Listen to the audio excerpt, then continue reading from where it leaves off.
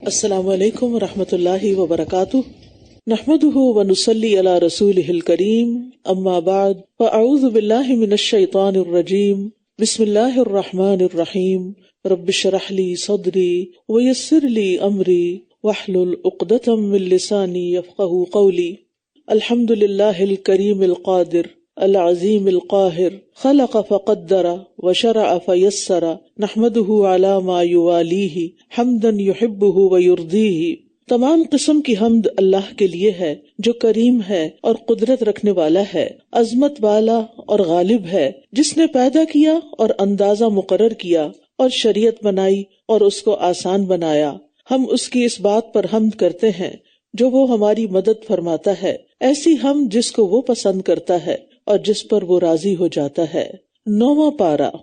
قال الملأ الذين استكبروا من قومه لنخرجنك يا شعيب والذين آمنوا معك من قريتنا أو لتعودن في ملتنا قال أولو كنا كارهين۔ قال الملأ الذين استكبروا من قومه لنخرجنك يا شعيب والذين آمنوا معك من قريتنا أو لتعودن في ملتنا قال أولو كنا كارهين۔ اس کی قوم کے سرداروں میں سے جنہوں نے تکبر کیا کہنے لگے، اے شعیب، ہم تجھے اور ان لوگوں کو جو تیرے ساتھ ایمان لائے ہیں اپنی اس بستی سے ضرور ہی نکال دیں گے، ورنہ تم سب کو لازماً ہماری ملت میں پلٹنا ہوگا۔ اس نے کہا اگرچہ ہم اس کو ناپسند کرنے والے ہوں۔ تو یہاں ہم دیکھتے ہیں کہ قوم شعیب نے صرف اپنے نبی کو جھٹلایا ہی نہیں بلکہ ان کی بے ادبی بھی کی اور نہایت بدتمیزی کے ساتھ مخاطب ہوئے کہ تمہیں ہر صورت دو باتوں میں سے ایک اختیار کرنی ہوگی، یا تو ہم تمہیں اپنی بستی سے نکال دیں گے یا پھر تمہیں ہماری ملت یعنی کفر و شرک کی طرف پلٹنا ہوگا۔ اب تم سوچ لو کہ اپنے لیے ان میں سے کون سی بات پسند کرتے ہو۔ تو اصل بات یہ تھی کہ اس قوم کے اندر تکبر تھا، اسی لیے انہوں نے حق کو قبول نہیں کیا اور اپنی لذتوں میں گم ہو کر اپنی خواہشات نفس کی پیروی کی۔ اور پھر ہم دیکھتے ہیں کہ شعیب علیہ السلام پہلے بھی ان کی ملت یعنی کفر و شرک پر نہیں تھے، لیکن ایک عام انسان کی طرح زندگی بسر کر رہے تھے، تو ان کو نہیں پتا تھا کہ ان کے عقائد کیا ہیں۔ لیکن جب شعیب علیہ السلام نے ان کو شرک سے اور ان کے برے اعمال سے روکا تو پھر ان کو سخت تکلیف شروع ہو گئی۔ قد افترینا علی اللہ کذبا ان عدنا۔ شعیب علیہ السلام نے پھر کیا جواب دیا؟ اگر ہم تمہاری ملت میں پلٹ آئیں اس کے بعد کہ اللہ نے ہمیں اس سے نجات دے دی، تب تو یقیناً ہم نے اللہ پر جھوٹ گھڑ لیا، اور ہمارے لیے ممکن ہی نہیں کہ ہم اس میں پلٹیں مگر یہ کہ اللہ چاہے۔ جو ہمارا رب ہے، ہمارے رب نے ہر چیز کو علم سے گھیر رکھا ہے، اللہ ہی پر ہم نے توکل کیا۔ اے ہمارے رب، ہمارے اور ہماری قوم کے درمیان حق کے ساتھ فیصلہ کر دے، اور تو سب سے بہترین فیصلہ کرنے والا ہے۔ شعیب علیہ السلام ایک عرب قوم سے تعلق رکھتے تھے اور عربوں میں شروع سے ہی جھوٹ سے شدید نفرت رہی ہے۔ تو یوں لگتا ہے کہ اللہ تعالیٰ نے اپنا وہ نبی جو تمام دنیا کی طرف مبعوث کرنا تھا قیامت تک کے لیے عربوں میں ہی مبعوث کیا، اس لیے کہ ساری خرابیوں کے باوجود اس قوم کے اندر جھوٹ سے سخت نفرت تھی، اور دین حق کے پیغام کو پہنچانے کے لیے سب سے زیادہ سچائی اور امانت کی ضرورت ہے۔ اور پھر آپ دیکھیں کہ شعیب علیہ السلام کیا کہتے ہیں کہ اگر ہم تمہاری ملت کی طرف پلٹ جائیں تو اس کا مطلب یہ ہے کہ اب تک ہم جو تمہیں کہتے رہے ہیں وہ غلط تھا، اور ہم جو یہ دعویٰ کر رہے ہیں کہ دوبارہ تمہارا دین اختیار نہیں کریں گے، اور وہ بھی اپنے بلبوتے پر نہیں بلکہ اللہ کی دی ہوئی توفیق کی بنا پر یہ کہہ رہے ہیں، کیونکہ ارادہ کتنا بھی نیک ہو، ہمت کتنی بھی بلند ہو، لیکن کوئی بھی کام اس وقت تک ہو نہیں سکتا جب تک کہ اللہ نہ چاہے۔ اور یہ شعیب علیہ السلام کی عاجزی بھی تھی، اور اسی لیے انہوں نے اپنے خاتمہ بالخیر کی دعا بھی کی، اور سلف صالحین کا یہی طریقہ رہا ہے کہ وہ برے انجام سے پناہ مانگتے رہے۔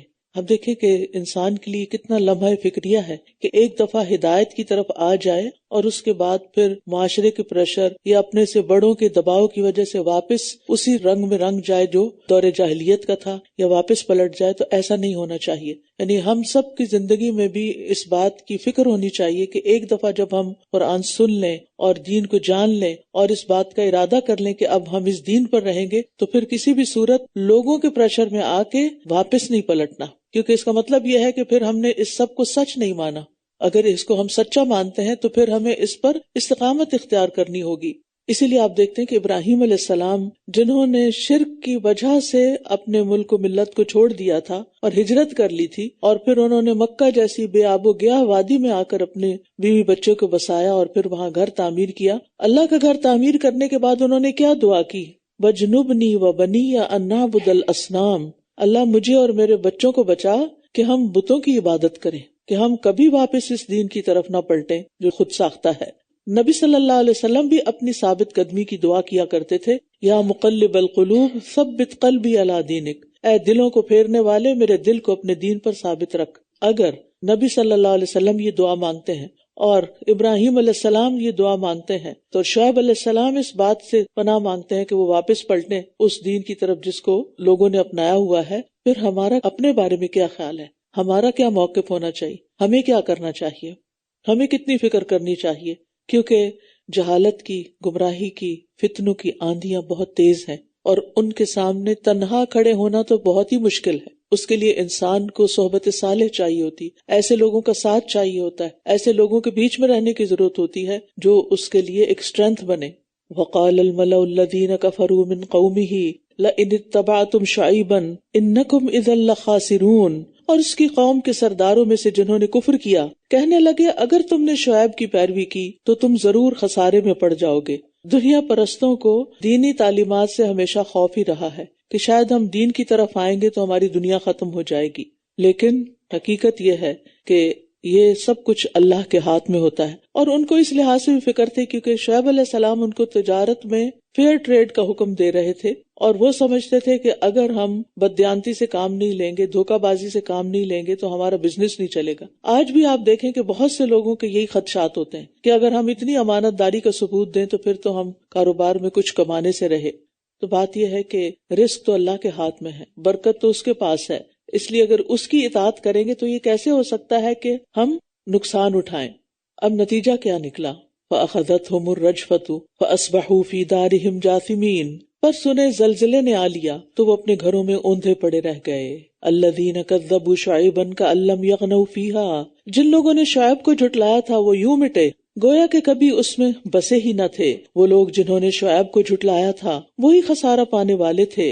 فَتَوَلَّىٰ عَنْهُمْ، تو اس نے ان سے منہ پھیر لیا اور کہنے لگا اے میری قوم، یقیناً میں نے تمہیں اپنے رب کے پیغامات پہنچا دیے اور میں نے تمہاری خیر خواہی کی، تو میں کیوں کر افسوس کروں ایسے لوگوں پر جو کفر کرنے والے تھے. یعنی اللہ کے نافرمانوں کا کوئی حق نہیں کہ ان کے جانے پر افسوس کیا جائے. وما ارسلنا فی قریۃ من نبی الا اخذنا اہلها بالبأساء والضراء لعلهم يضرعون، اور جس بستی میں بھی ہم نے کوئی نبی بھیجا اس کے رہنے والوں کو ہم نے سختی اور تکلیف کے ساتھ پکڑا تاکہ وہ اللہ کے سامنے عاجزی اختیار کریں. تو اس سے پتہ چلتا ہے کہ آزمائشیں کیوں آتی ہیں، تاکہ انسان کو سوچنے کا موقع ملے. ہر انسان پر کوئی نہ کوئی آزمائش، بیماری، خوف یا کوئی اور تکلیف آ جاتی ہے تاکہ اس کو غور و فکر کا موقع ملے اور اللہ کی طرف پلٹے. ثم بدلنا مکان السیئۃ الحسنہ، پھر ہم نے بدحالی کو خوشحالی سے بدل دیا. ایک اور طرح کی آزمائش صرف تکلیف سے نہیں ہوتی، نعمتیں بھی آزمائش ہوتی ہیں. یہاں تک کہ وہ خوب پھلے پھولے اور کہنے لگے ہمارے آباء و اجداد کو بھی تکلیف اور راحت پہنچی تھی تو ہم نے اچانک انہیں پکڑ لیا اس حال میں کہ انہیں خبر تک نہ ہوئی. تو یاد رکھیے کہ نعمتوں کی فراوانی بھی اللہ کی طرف سے ایک آزمائش ہوتی ہے کہ نعمتوں کو پا کر انسان اللہ کو یاد رکھتا ہے یا اللہ تعالیٰ کو ہی بھول جاتا ہے. لیکن لوگوں نے اس کو گردش زمانہ سمجھا اور اپنی بدعمالیوں کی طرف نظر نہ ڈالی. کہنے لگے کہ اگر ہم کبھی قحط اور مصیبت میں مبتلا ہوئے تو محض زمانے کی گردش کی وجہ سے، نہ کہ اپنی بدعمالیوں کی وجہ سے. اور اب ہم پر نعمتیں آ گئی ہیں اور یہ ہمارے کارناموں کی وجہ سے ہیں. دنیا میں تو ایسا ہوتا ہی رہتا ہے، یعنی کہ کبھی سردی آتی، کبھی گرمی آتی، حالات بدلتے رہتے ہیں. لہٰذا انہوں نے تکلیف کے بعد خوشحالی کو آزمائش نہیں سمجھا بلکہ گردش حالات سمجھا اور پھر توبہ کی طرف نہ پلٹے. اور بہت سے لوگ بدلتے حالات کو اسی طرح لیتے ہیں، وہ اللہ سبحانہ تعالیٰ کی طرف رجوع نہیں کرتے. اور بندہ مومن تکلیف آنے پر کیا کرتا ہے؟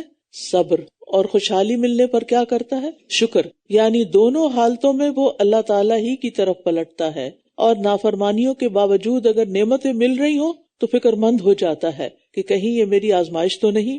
اور اگر واقعی بستیوں والے ایمان لے آتے اور تقوی اختیار کرتے تو ہم ضرور ان پر آسمان اور زمین سے برکتوں کے دروازے کھول دیتے، لیکن انہوں نے جھٹلا دیا تو ہم نے انہیں اس کمائی کے عوض پکڑ لیا جو وہ کیا کرتے تھے۔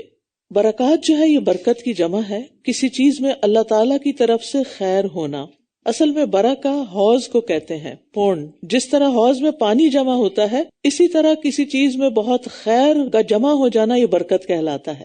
چونکہ برکت اللہ تعالیٰ کی طرف سے آتی ہے، خیر اللہ تعالیٰ کی طرف سے آتی ہے، تو آتے ہوئے اس کا احساس نہیں ہوتا اور کوئی شمار نہیں ہوتا۔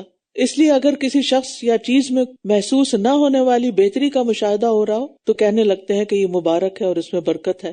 یہاں پر کیا فرمایا کہ اگر لوگ ایمان لے آتے اور تقوی اختیار کرتے، یعنی یہ دو چیزیں ان کے اندر ہوتی تو پھر ان پر اللہ تعالیٰ برکتوں کے دروازے کھول دیتے۔ آسمان سے یعنی بارشیں برستی، رحمتیں نازل ہوتی اور زمین طرح طرح کی پیداوار اگاتی۔ اسی طرح زمین سے نکلنے والی بے شمار نعمتیں، مثلا پیٹرول، گیس، سونا، چاندی، جواہرات، یہ سب چیزیں بھی اور زیادہ سامنے آتی۔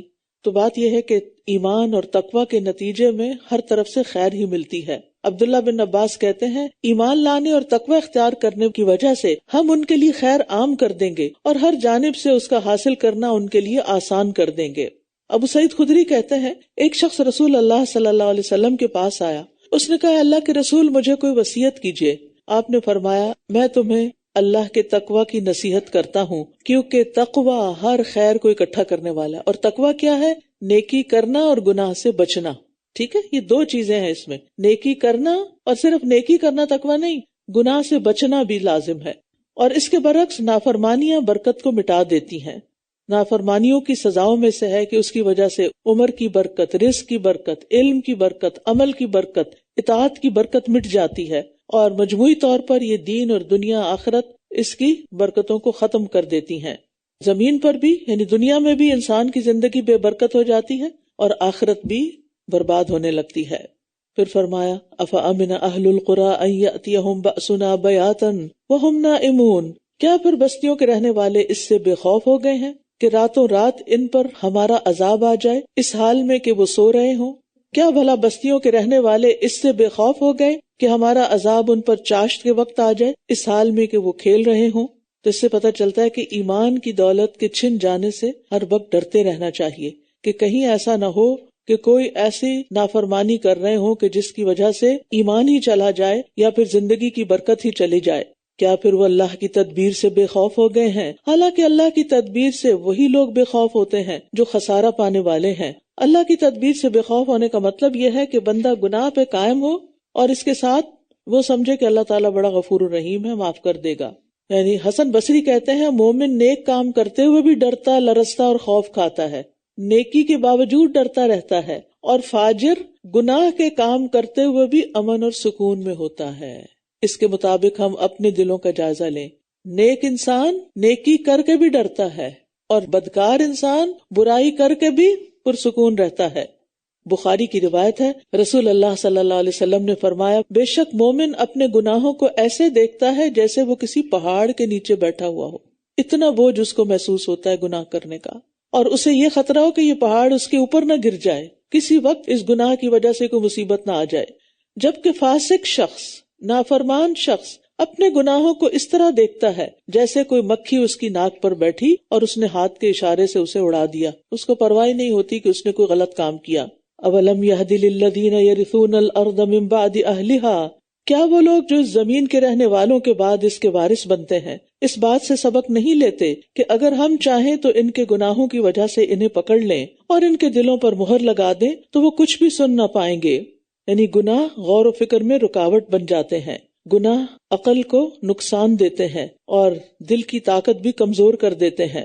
تلک القری نقص علیک من انبائها، یہ وہ بستیاں ہیں جن کی کچھ خبریں ہم آپ سے بیان کر رہے ہیں، اور بلا شبہ ان کے رسول ان کے پاس کھلی نشانیاں لے کر آئے، بس وہ ایسے نہ تھے کہ اس بات پر ایمان لاتے جس کو انہوں نے اس سے پہلے جھٹلا دیا تھا۔ اسی طرح اللہ کافروں کے دلوں پر مہر لگا دیتا ہے۔ تلک القری سے مراد یہاں وہ 5 قومیں ہیں جن کا اوپر ذکر ہوا ہے، قوم نوح، عاد، سمود، قوم لوط اور قوم شعیب۔ ان کے حالات کو بیان کرنے کا مقصد کیا تھا؟ کفار مکہ کو سنانا مقصود تھا کہ مکہ کے لوگ جو ان بستیوں میں رہنے والوں کی طرح آپ کی مخالفت کر رہے ہیں وہ ان سے عبرت حاصل کریں، دیکھیں کہ ان سب کا انجام ایک ہی جیسا ہوا، یعنی تباہی اور بربادی ہوا، تو کہیں ایسا نہ ہو کہ تمہارا بھی ایسا ہی انجام ہو۔ پہلی امتوں کے جھٹلانے کی وجہ کیا تھی؟ ان کا تکبر، ان کی انا، اور ان کا حق کی طرف راغب نہ ہونا، اور حق کے اندر ان کے لیے کوئی اٹریکشن نہ ہونا۔ ضد اور ہٹ دھرمی ان کے ایمان کی محرومی کا باعث بن گئی۔ وما وجدنا لأکثرہم من عہد، اور ہم نے ان کے اکثر لوگوں میں وفائے عہد نہ پایا، اور بے شک ہم نے ان کی اکثریت کو فاسق ہی پایا۔ پھر ان کے بعد ہم نے موسیٰ کو اپنی نشانیوں کے ساتھ فرعون اور اس کی قوم کے سرداروں کی طرف بھیجا، تو انہوں نے ان کے ساتھ ظلم کیا، بس دیکھیے فساد کرنے والوں کا انجام کیسا ہوا۔ اب یہاں پر ہم دیکھتے ہیں کہ موسیٰ علیہ السلام کا قصہ شروع ہو رہا ہے، جو پورے قرآن مجید کی نسبت یہاں پوری طوالت کے ساتھ آیا ہے، اور اس میں آپ دیکھیے کہ یہاں ان کا انجام بھی شروع میں ہی بتا دیا گیا کہ وہ سب کے سب غرق کر دیے گئے۔ فَظَلَمُوا بِهَا فَانظُرْ كَيْفَ كَانَ عَاقِبَةُ الْمُفْسِدِينَ، ان کی ساری شان و شوکت خاک میں ملا دی گئی۔ یاد رکھیے کہ جس طرح موسیٰ علیہ السلام کی معجزات ان تمام انبیاء سے بڑھ کر تھے جن کا پیچھے ذکر ہوا، اسی طرح ان کی امت اور جن کے ساتھ ان کو مقابلہ کرنا تھا وہ بھی جہالت اور سرکشی میں سب سے بڑے ہوئے تھے۔ اب یہاں ہم دیکھتے ہیں کہ موسیٰ علیہ السلام کے ابتدائی حالات، ان کے بچپن، ان کی پیدائش، ان سب کی بجائے فرعون کے قصے سے آغاز کیا گیا ہے، کیونکہ یہاں ان کا جو دعوت کا مرحلہ ہے اس کا ذکر کیا گیا ہے۔ اس کی ایک وجہ یہ بھی ہے کہ باقی جو پیغمبر تھے ان کا خطاب ان کی قوم کی طرف ہوتا تھا، یا قومی کہہ کے پکارتے تھے، لیکن فرعون نے اپنی قوم کو اتنا کنٹرول کیا ہوا تھا کہ قوم صرف فرعون کی بات پہ چلتی تھی، اسی کی بات مانتی تھی۔ لہٰذا یہاں براہ راست فرعون سے خطاب ہے یا فرعون کا ذکر ہے، یعنی قوم کا ذکر نہیں، کیونکہ اگر فرعون ایمان لے آتا تو قوم بھی ایمان لے آتی، لیکن فرعون ایک جابر و ظالم بادشاہ تھا، تو اس کی قوم اس کے آگے چوں چرا نہیں کرتی تھی اور اس کے ظلم و ستم میں اس کے ساتھ تھی، اس لیے جب فرعون کو غرق کیا گیا تو قوم بھی ساتھ غرق ہوئی۔ وقال موسیٰ یا فرعون انی رسول من رب العالمین، اور موسیٰ نے کہا اے فرعون بے شک میں رب العالمین کی طرف سے ایک رسول ہوں۔ انتہائی نرم انداز میں تبلیغ کی، کیونکہ اللہ تعالیٰ نے ان کو حکم یہی دیا تھا اذهبا الی فرعون انہ طغی فقولا لہ قولا لینا، کہ تم نے جا کے نرمی سے بات کرنی ہے۔ تو انہوں نے کیا کہا؟ انی رسول من رب العالمین، اپنا انٹروڈکشن کرایا۔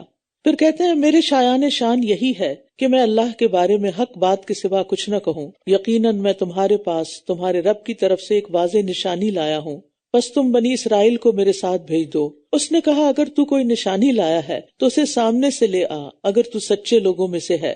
تو اس نے اپنا عصا ڈالا تو یکا یک وہ ایک واضح اژدہا تھا، بڑا سانپ تھا، اور اس نے اپنا ہاتھ باہر نکالا تو یکا یک وہ سب دیکھنے والوں کے لیے سفید چمکدار تھا، یعنی ید بیضاء بھی خاص معجزہ تھا عصا کے ساتھ ساتھ۔ اور یہ ہاتھ کی سفیدی عام سفیدی کی طرح نہیں تھی، بلکہ کوئی معجزانہ شان تھی اس میں، اور اس کی چمک تھی جس کی ایک ہیبت تھی، اسی لیے فرعون نے اس کو جادو قرار دے دیا۔ فرعون کی قوم کے سرداروں نے کہا یقیناً یہ تو ایک خوب علم رکھنے والا جادوگر ہے، یہ چاہتا ہے کہ تمہیں جادو کے ذریعے تمہاری زمین سے نکال دے، تو تم کیا مشورہ دیتے ہو؟ انہوں نے کہا اسے اور اس کے بھائی کو مہلت دو اور شہروں میں اکٹھا کرنے والے ہرکارے بھیج دو، یعنی اس کا مقابلہ کرتے ہیں ہم۔ وہ تمہارے پاس ہر ماہر جادوگر کو لے آئیں گے۔ اور جادوگر فرعون کے پاس آئے اور کہنے لگے اگر ہم غالب آ گئے تو ہمارے لیے انعام تو ہوگا؟ اس نے کہا ہاں، اور بے شک تم میرے مقرب لوگوں میں سے ہو جاؤ گے۔ یعنی فرعون نے جادوگروں کو انعام و اکرام دینے اور مقربین میں شامل کر لینے کی لالچ دی تاکہ وہ موسیٰ علیہ السلام کے مقابلے میں اپنی پوری طاقت لگا دیں۔ انہوں نے کہا اے موسیٰ یا تو تم ڈالو یا ہم ڈالتے ہیں۔ موسیٰ نے کہا تم ہی ڈالو۔ جب انہوں نے اپنی رسیاں اور لاٹھیاں پھینکی تو لوگوں کی آنکھوں کو مسحور کر دیا اور انہیں خوف زدہ کر دیا، اور یہ اپنے زوم میں بہت بڑا جادو لائے تھے۔ چونکہ ساری رسیاں اور ساری لاٹھیاں جو تھیں وہ متحرک نظر آ رہی تھی اور یوں لگ رہا تھا کہ ہر طرف سانپ دوڑ رہے ہیں، تو سارا مجمع جو تھا وہ مرعوب ہو گیا۔ اب کیا ہوتا ہے؟ وَأَوْحَيْنَا إِلَىٰ مُوسَىٰ، اور ہم نے موسیٰ کی طرف وحی کی، کیا کہ تم بھی اپنی لاٹھی پھینک دو۔ ان کی تو بہت سی لاٹھیاں تھیں، تم ایک لاٹھی پھینک دو۔ اور جب اس نے لاٹھی پھینکی تو یکا یک وہ ان چیزوں کو نگل رہی تھی جو یہ گھڑ لائے تھے۔ فَوَقَعَ الْحَقُّ وَبَطَلَ مَا كَانُوا يَعْمَلُونَ، بس حق ثابت ہو گیا اور جو کچھ یہ کر رہے تھے وہ باطل ہو گیا۔ وَغُلِبُوا هُنَالِكَ وَانقَلَبُوا صَاغِرِينَ، بس یہ لوگ اسی جگہ مغلوب کر دیے گئے اور ذلیل ہو کر پلٹے، وَأُلْقِيَ السَّحَرَةُ سَاجِدِينَ، اور جادوگر سجدے میں ڈال دیے گئے، یعنی بے اختیار سجدے میں گر پڑے، کیونکہ یہ ایک معجزہ تھا اور جادوگر اپنے فن سے واقف تھے کہ جادو کی پہنچ کہاں تک ہوتی ہے، اور یہ جادو نہیں ہے، یہ تو رب العالمین کی طرف سے کوئی نشانی ہے، یہ تو معجزہ ہی ہے، لہٰذا وہ فوراً جھک گئے۔ انہوں نے کہا ہم ایمان لے آئے رب العالمین پر جو موسیٰ اور ہارون کا رب ہے۔ اس سے پتہ چلتا ہے کہ ان لوگوں نے اس نشانی کو دیکھ کر اور اپنے گزشتہ علم کو سامنے رکھتے ہوئے یہ جان لیا کہ یہ کوئی بہت بڑی چیز ہے۔ اور پھر آپ دیکھیے کہ اس سے اللہ کی تقدیر کا بھی پتہ چلتا ہے کہ اللہ جس کو چاہے نواز دے۔ صبح جو مقابلے میں آ رہے تھے تو جادوگر تھے، کافر تھے، اور شام مسلمان ہو چکے تھے، یعنی ان کے تو خواب میں بھی نہیں ہوگا کہ ہماری زندگی میں یہ تبدیلی آنے والی۔ اور پھر آپ دیکھیے کہ تھے وہ جادوگر، اور جادو کرنا کفر ہوتا ہے، جادو بہت بڑا جرم ہے، اپنے جادو سے پتہ نہیں انہوں نے کتنے لوگوں کو نقصان دیا ہوگا، لیکن حقیقت کا اعتراف کرنا اتنی بڑی نیکی ہے، حق کو پہچان کر اس کو مان لینا، اسے قبول کر لینا اتنی بڑی نیکی ہے کہ صرف اس کو ایک دفعہ ایکسپٹ کرنے سے پچھلے سارے گناہ معاف ہو گئے، اور اللہ نے انہیں اسلام لانے کی توفیق بھی دے دی۔ اور یہ عاجزی کے نتیجے میں ہی ہوتا ہے۔ ہم سب کو بھی اپنے حالات پر غور کرنا چاہیے، اپنے طرز عمل پر غور کرنا چاہیے کہ جب سچائی ہمارے سامنے آتی ہے تو ہمارا کیا طرز عمل ہوتا ہے، اس کو قبول کرنے میں ہم کتنی دیر لگاتے ہیں۔ یعنی اس سے بھی پتہ چلتا ہے نا کہ ایمان بہت بڑی دولت ہے۔ قال فرعون آمنتم به قبل ان آذن لکم، فرعون نے کہا تم اس پر ایمان لے آئے ہو اس سے پہلے کہ میں تمہیں اجازت دوں۔ اس سے آپ اندازہ لگائیں نا کہ فرعون نے اپنی قوم کو کس قدر کنٹرول کر رکھا تھا۔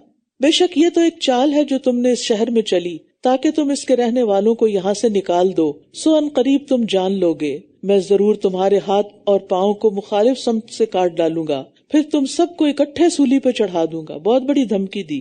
اور ہوتا یہی ہے کہ ہر متکبر اور سرکش جب ہار جائے، اس کو کوئی ہزیمت اٹھانی پڑے تو پھر وہ دھمکیوں پہ تل جاتا ہے، کیونکہ اب اس کے پاس اور تو کوئی چیز ہے نہیں، کوئی دلیل تو اس کے پاس ہے نہیں۔ عموماً تاریخ میں ایسا ہی ہوتا رہا ہے کہ سرکش حکمران جب دلیل کے میدان میں ہارتے ہیں تو اپنے مخالف کو کبھی جیل، کبھی پھانسی اور کبھی قتل کی دھمکی دیتے ہیں، اور کبھی یہ سب کچھ کر بھی ڈالتے ہیں۔ قالوا انا الی ربنا منقلبون، انہوں نے کہا یقیناً ہم اپنے رب ہی کی طرف پلٹنے والے ہیں، یعنی مرنا تو ہے ہی ایک دن، آج نہیں تو کل، جانا تو اسی کے پاس واپس ہے، اس لیے کیا فرق پڑتا ہے اگر تم ہمیں مار ڈالو تو۔ اور تم ہم سے محض اس بات پہ انتقام لے رہے ہو کہ جب ہمارے رب کی نشانیاں ہمارے پاس آ گئیں تو ہم ان پر ایمان لے آئے۔ اے ہمارے رب، ہم پر صبر انڈیل دے اور ہمیں اس حال میں فوت کرنا کہ ہم مسلمان ہوں۔ تو جادوگر جب ایمان لے آئے تو جان کی پرواہ بھی نہیں کی۔ یہ ہوتا ہے ایمان۔ جو ایمان سچا ہوتا ہے نا، اس ایمان کی طاقت سے انسان کو دنیا کا بڑے سے بڑا نقصان نہیں لگتا، حتیٰ کہ جان دینا بھی اس کو نقصان کی بات نہیں لگتا۔ لیکن اس کے ساتھ ساتھ آپ دیکھیں کہ صبر مانگ رہے ہیں، ربنا افرغ علینا صبرا وتوفنا مسلمین، کیونکہ امتحان بہت بڑا تھا، جان جانے کا خطرہ تھا، لہٰذا ان کو صبر کی ضرورت تھی، تو اس وقت انہوں نے وہ چیز مانگی جس کی انہیں ضرورت تھی۔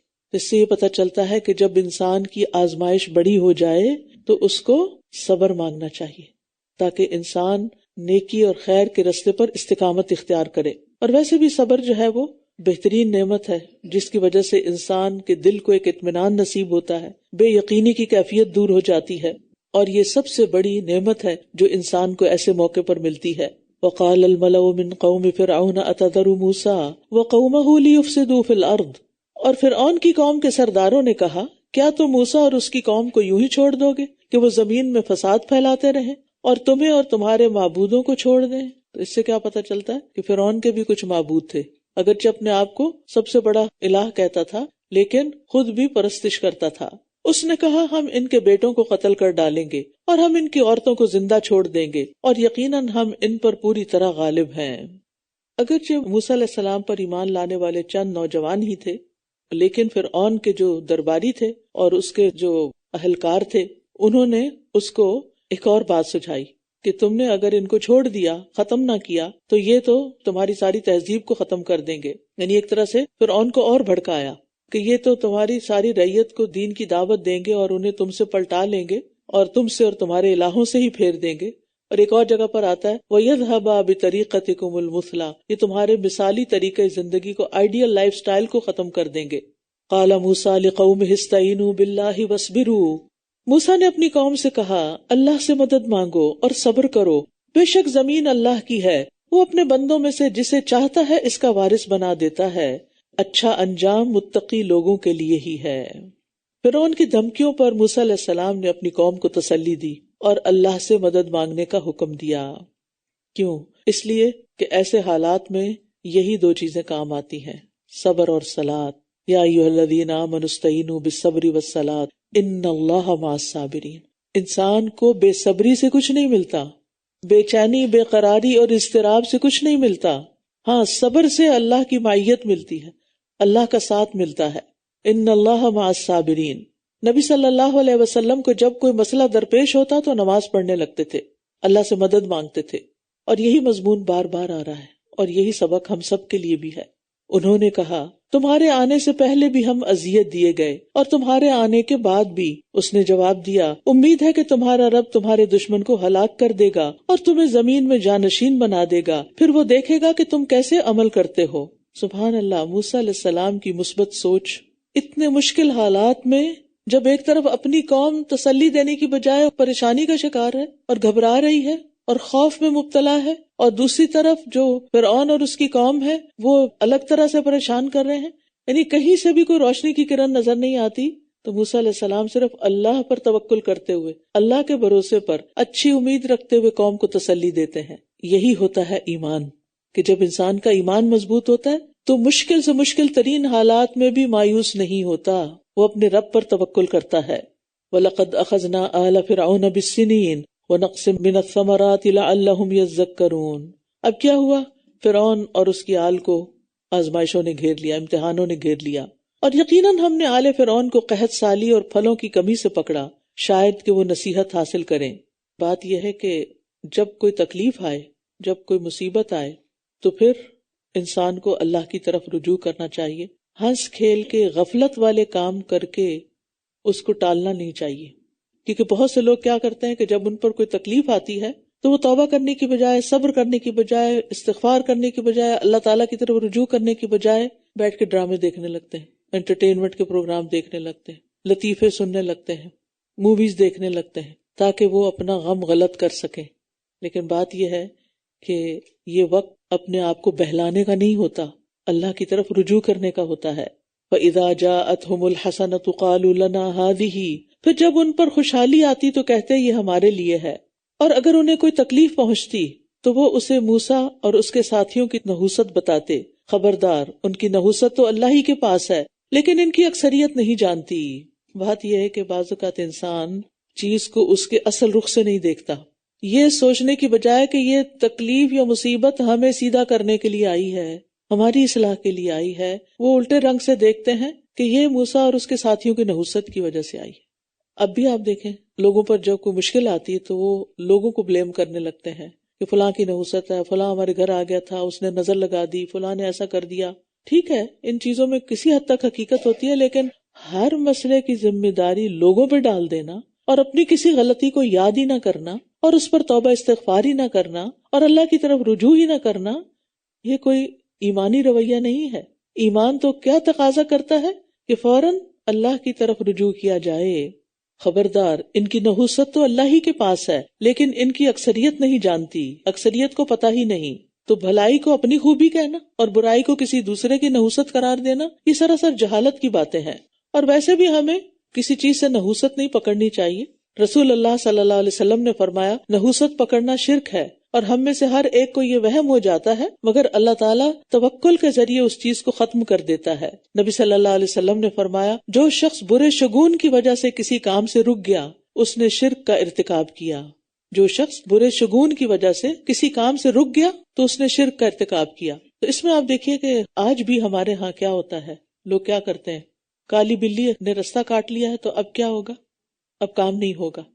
اسی طرح عرب لوگ شگون لیتے تھے، طائر کا لفظ ہے نا شگون کے لیے آتا ہے، تو طائر پرندے کو کہتے ہیں کہ پرندہ اڑا کے دیکھتے تھے کہ رائٹ سائڈ پہ گیا تو اس کا مطلب ہے کہ کام ہو جائے گا، لیفٹ سائڈ پہ گیا تو اس کام کو ہی چھوڑ دیتے تھے۔ تو کسی شگون کی وجہ سے کام کو نہیں چھوڑ دینا چاہیے۔ اور وہ کہنے لگے تم جو کوئی نشانی بھی ہمارے پاس لاؤ گے کہ اس کے ذریعے تم ہمیں مسحور کر دو، تو بھی ہم تمہاری بات ہرگز ماننے والے نہیں۔ پھر ہم نے ان پر طوفان اور ٹڈیاں اور کھٹمل اور مینڈک اور خون الگ الگ نشانیوں کے طور پر بھیجے، پھر بھی انہوں نے تکبر ہی کیا، اور وہ تھے ہی مجرم لوگ۔ یعنی طوفان آئے، بارشیں آئیں تو موسیٰ کے پاس آ کے دعا کرو کہ یہ ٹل جائیں اور یہ بند ہو جائیں تو ہم پھر ایمان لے آئیں گے۔ موسیٰ علیہ السلام دعا کرتے، مسئلہ حل ہو جاتا، کچھ عرصے کے بعد دوبارہ وہی کرتے، ایک نئی مصیبت آتی کہ طوفان اور بارشوں کی وجہ سے جو فصلیں اچھی ہوئی، جراد آ گئے، یعنی ٹڈیاں آ گئی جنہوں نے ساری فصلیں چاٹ لی، اور پھر اس کے بعد انہوں نے جو کچھ تھوڑا بہت بچا کے رکھا اس کے اندر کھٹمل پڑ گئے، اور پھر جب کچھ نہ کچھ ان کو خوراک ملی تو پھر ہر جگہ پر مینڈک پھیل گئے، حتیٰ کہ منہ تک میں چلے جاتے تھے، یعنی اتنے چھوٹے چھوٹے مینڈک، اور پھر ہر طرف خون ہی خون نظر آتا۔ لیکن ایسی ڈھیٹ قوم تھی کہ ہر تکلیف کے بعد موسیٰ علیہ السلام سے دعا کرواتی، اور جب مسئلہ حل ہو جاتا تو دوبارہ اسی ڈگر پہ چل پڑتے، اور جب ان پر کوئی عذاب واقع ہوتا تو کہنے لگتے، اے موسیٰ ہمارے لیے اپنے رب سے دعا کرو اس عہد کی بنا پر جو اس نے تم سے کر رکھا ہے، اگر تم نے ہم سے یہ عذاب ہٹا دیا تو ہم ضرور تم پر ایمان لے آئیں گے، اور ہم بنی اسرائیل کو ضرور تمہارے ساتھ بھیج دیں گے۔ پھر جب ہم نے ان سے عذاب کو ایک مدت تک ہٹا دیا جس سے وہ پہنچنے والے تھے تو یکا یک وہ اپنا عہد توڑ ڈالتے تھے، یعنی جب اللہ تعالیٰ ان سے عذاب ہٹاتے تو وہ پھر دوبارہ اپنا عہد توڑ دیتے۔ فانتقمنا منہم، سو ہم نے ان سے انتقام لیا اور ہم نے انہیں سمندر میں غرق کر دیا، کیونکہ انہوں نے ہماری آیات کو جھٹلا دیا تھا اور وہ ان سے غفلت برتتے تھے۔ ایسا نہیں کہ ادھر انہوں نے موسیٰ علیہ السلام کے معجزات کا انکار کیا اور ادھر انہیں سمندر میں پھینک دیا گیا، اس کے بیچ میں کافی سال مہلت کے بھی دیے گئے، جس دوران ان پر وقتاً فوقتاً چھوٹی چھوٹی آزمائشیں آتی رہی تاکہ یہ لوگ پلٹ آئیں، لیکن جب ان کے اندر کسی بھی خیر کی کوئی رتی باقی نہیں رہی تو پھر اللہ سبحانہ وتعالیٰ نے ان کو ڈبو دیا۔ وَأَوْرَثْنَا الْقَوْمَ الَّذِينَ كَانُوا يُسْتَضْعَفُونَ مَشَارِقَ الْأَرْضِ وَمَغَارِبَهَا، اور ہم نے ان لوگوں کو جو کمزور سمجھے جاتے تھے یعنی بنی اسرائیل، اس سرزمین کے مشرقوں اور مغربوں کا وارث بنا دیا جس میں ہم نے برکت رکھی تھی، اور بنی اسرائیل کے صبر اور برداشت کی وجہ سے تیرے رب کی بہترین بات ان پر پوری ہو گئی، یعنی صبر کے نتیجے میں ان کی آزمائش ختم ہو گئی، اور ہم نے اسے برباد کر دیا جو فرعون اور اس کی قوم کے لوگ بناتے تھے، اور جو کچھ وہ چڑھاتے تھے، یعنی جو عمارتیں بلند وہ بنایا کرتے تھے، سب کچھ ختم ہو گیا۔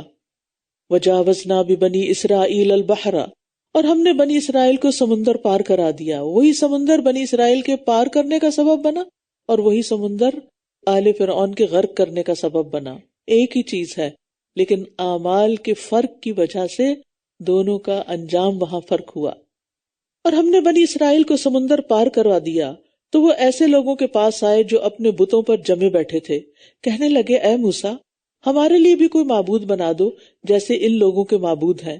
موسیٰ نے کہا، بے شک تم جہالت برتنے والی قوم ہو۔ اب دیکھیں کہ بنی اسرائیل کے صبر کی تو تعریف ہوئی، لیکن جو ہی ان کو خوشحالی ملی تو ان کی آزمائش ہو گئی، کیونکہ فرعونیوں کے بیچ میں رہ کر ان کے اندر بت پرستی کی جو کراہت تھی وہ نکل چکی تھی۔ لہٰذا جب انہوں نے دیکھا کہ کوئی اور قوم بت پرستی کر رہی ہے تو کہا ہمارا بھی کوئی ایسا ہی الہ ہونا چاہیے۔ اور آپ دیکھیں بت پرستی ہوئی کیوں، اس کے پیچھے بھی وجہ یہ ہے کہ لوگ یہ نہیں کہتے کہ یہ خدا، وہ کہتے ہیں خدا کا اوتار ہے، ان کے ذریعے ہم خدا تک پہنچتے ہیں۔ تو موسیٰ علیہ السلام نے قوم کو سمجھایا، ان ہؤلاء متبر ما هم فیہ وباطل ما كانوا یعملون، بے شک یہ لوگ جس شرک میں مبتلا ہیں یقیناً وہ برباد ہونے والا ہے، اور جو عمل وہ کر رہے ہیں وہ باطل ہے۔ قال اغیر اللہ ابغیکم الہا وہو فضلکم علی العالمین، موسیٰ نے کہا، کیا میں اللہ کے علاوہ تمہارے لیے کوئی اور معبود تلاش کروں، حالانکہ اس نے تمہیں تمام جہان والوں پر فضیلت بخشی ہے۔ یعنی ایک طرح سے اپنی قوم کو ڈانٹ پلائی کہ تم کیسی بات کر رہے ہو کہ اللہ نے تمہیں نجات دی ہے اور تم باہر آ کر اس مصیبت سے، اس غلامی سے دوسروں کی پوجا کرنا چاہتے ہو، یہ تو شکر گزاری نہیں۔ اللہ نے تمہیں جہان والوں پہ فضیلت دی ہے، دوسروں کی ہدایت کی ذمہ داری بھی تمہیں دی ہے، لیکن تم ہو کے اور قوموں کی نقالی کر رہے ہو۔ آج مسلمانوں کا بھی یہی حال ہے نا، اللہ نے ان کو نعمتیں دی، دین دیا، سب کچھ دیا، تو بجائے اس کے کہ وہ اس نعمت کی قدر کرتے، شکر گزار ہوتے، اسے دوسروں تک پہنچاتے، وہ اور قوموں کے طور طریقوں کے فالوورز بن گئے۔ وَإِذَا انجَيْنَاكُم مِّنْ آلِ فِرْعَوْنَ يَسُومُونَكُمْ سُوءَ الْعَذَابِ، اور جب ہم نے تمہیں آل فرعون سے نجات دی، وہ تمہیں سخت عذاب کا مزہ چکھاتے تھے، وہ تمہارے بیٹوں کو قتل کر ڈالتے تھے اور تمہاری عورتوں کو زندہ چھوڑ دیتے تھے، اور اس میں تمہارے رب کی طرف سے بہت بڑی آزمائش تھی۔ سبحان اللہ، ظلم و ستم فرعونی کر رہے تھے، لیکن اللہ سبحانہ تعالیٰ نے اس آزمائش کو اپنی طرح منسوخ کیا کہ اللہ نے تو اس حال میں ڈالا تھا. تو اس سے یہ یاد رکھنا چاہیے کہ جہاں نعمت اللہ کی طرف سے آتی ہے وہاں امتحان بھی اللہ ہی کی طرف سے آتا ہے. کیا اللہ تعالیٰ بندوں پہ ظلم کرتا ہے کہ ان کو امتحان میں ڈالتا ہے؟ نہیں، وہ ان کی اصلاح چاہتا ہے. جب نعمتوں کے ذریعے کسی کی اصلاح نہیں ہوتی تو پھر اللہ تعالیٰ اسے تکلیف میں ڈالتے ہیں تاکہ یہ کسی طرح سیدھا ہو جائے. اور ہم نے موسیٰ سے 30 راتوں کا وعدہ لیا اور انہیں مزید 10 راتوں کے ساتھ پورا کیا. تو یوں اس کے رب کی طرف سے 40 راتوں کا مقررہ وقت پورا ہوا. اور موسیٰ نے اپنے بھائی ہارون سے کہا، میری قوم میں میری جانشینی کرنا اور اصلاح کرنا اور فساد کرنے والوں کے راستے کی پیروی نہ کرنا. فرعون سے نجات پانے کے بعد جب بنی اسرائیل صحرائے سینا میں پہنچے تو اللہ تعالیٰ نے موسیٰ علیہ السلام کو کوہ طور پر طلب کیا تاکہ انہیں کتاب دی جائے. پہلے 30 دن کی میعاد مقرر کی گئی، پھر اس میں 10 دن کا اضافہ کر دیا گیا تاکہ ان 40 دنوں میں موسیٰ علیہ السلام روزہ رکھیں، دن رات عبادت کریں، غور و فکر کریں، کیونکہ پہاڑ پر اور وہ بھی کوہ طور پر ہر کوئی نہیں جاتا. تو وہ ایک آئسولیشن کی جگہ ہوتی ہے جہاں پر ایک مکمل خاموشی بھی ہوتی ہے اور قدرت کے نظارے اوپر کے بھی اور نیچے کے بھی خوب نظر آتے ہیں. تو انسان وہاں جا کر اللہ کے زیادہ قریب ہوتا ہے. اور ویسے بھی آپ دیکھیے کہ انسان کو اگر زندگی میں کوئی کام کرنا ہو، بڑا کام کرنا ہو، لوگوں کی اصلاح کا کام کرنا ہو، تعلیم کا کام کرنا ہو، تو اس کے لیے ضروری ہے کہ پہلے وہ اپنے آپ پہ کام کرے. وہ اپنے آپ پہ کام کرے، اپنے آپ کو اس قابل بنائے، اپنے اندر اسٹرینتھ پیدا کرے، غور و فکر کرے، علم حاصل کرے اور اس کے ساتھ ساتھ عبادت پر بھی توجہ دے. یہاں کوئی کھانے نہیں پکتے تھے کوہ طور پر جو موسیٰ علیہ السلام کھاتے تھے، وہ روزہ رکھ رہے تھے. اور ہم میں سے ہر کوئی آج کل کس فکر کا شکار ہے؟ کیا کھا کے روزہ رکھنا ہے اور کیا کھا کے افطار کرنا ہے. ہمارا تو مجاہدہ یہ ہے، ہمارا تو غور و فکر یہ ہے. تو پھر جیسا غور و فکر ہوگا ویسے ہی کام بھی ہوں گے، انہی چیزوں کی طرف ساری توجہ ہوگی. اور یہ بھی کہ 30 راتوں کی خلوت ایک برداشت پیدا کرتی ہے، عبادت ایک قوت پیدا کرتی، مناجات اللہ سے تعلق پیدا کرتی. تو پھر اللہ تعالیٰ نے 10 اور بڑھا دیے. اور یہ بھی کہا جاتا ہے کہ اگر کوئی عادت انسان اپنی بدلنا چاہے تو 40 ڈیز کے لیے، یعنی 30 to 40 ڈیز اس چیز پر مستقل طور پر عمل کرے. اسی لیے 30 روزے ہیں ہمارے لیے اور 6 شوال کے بھی ہیں.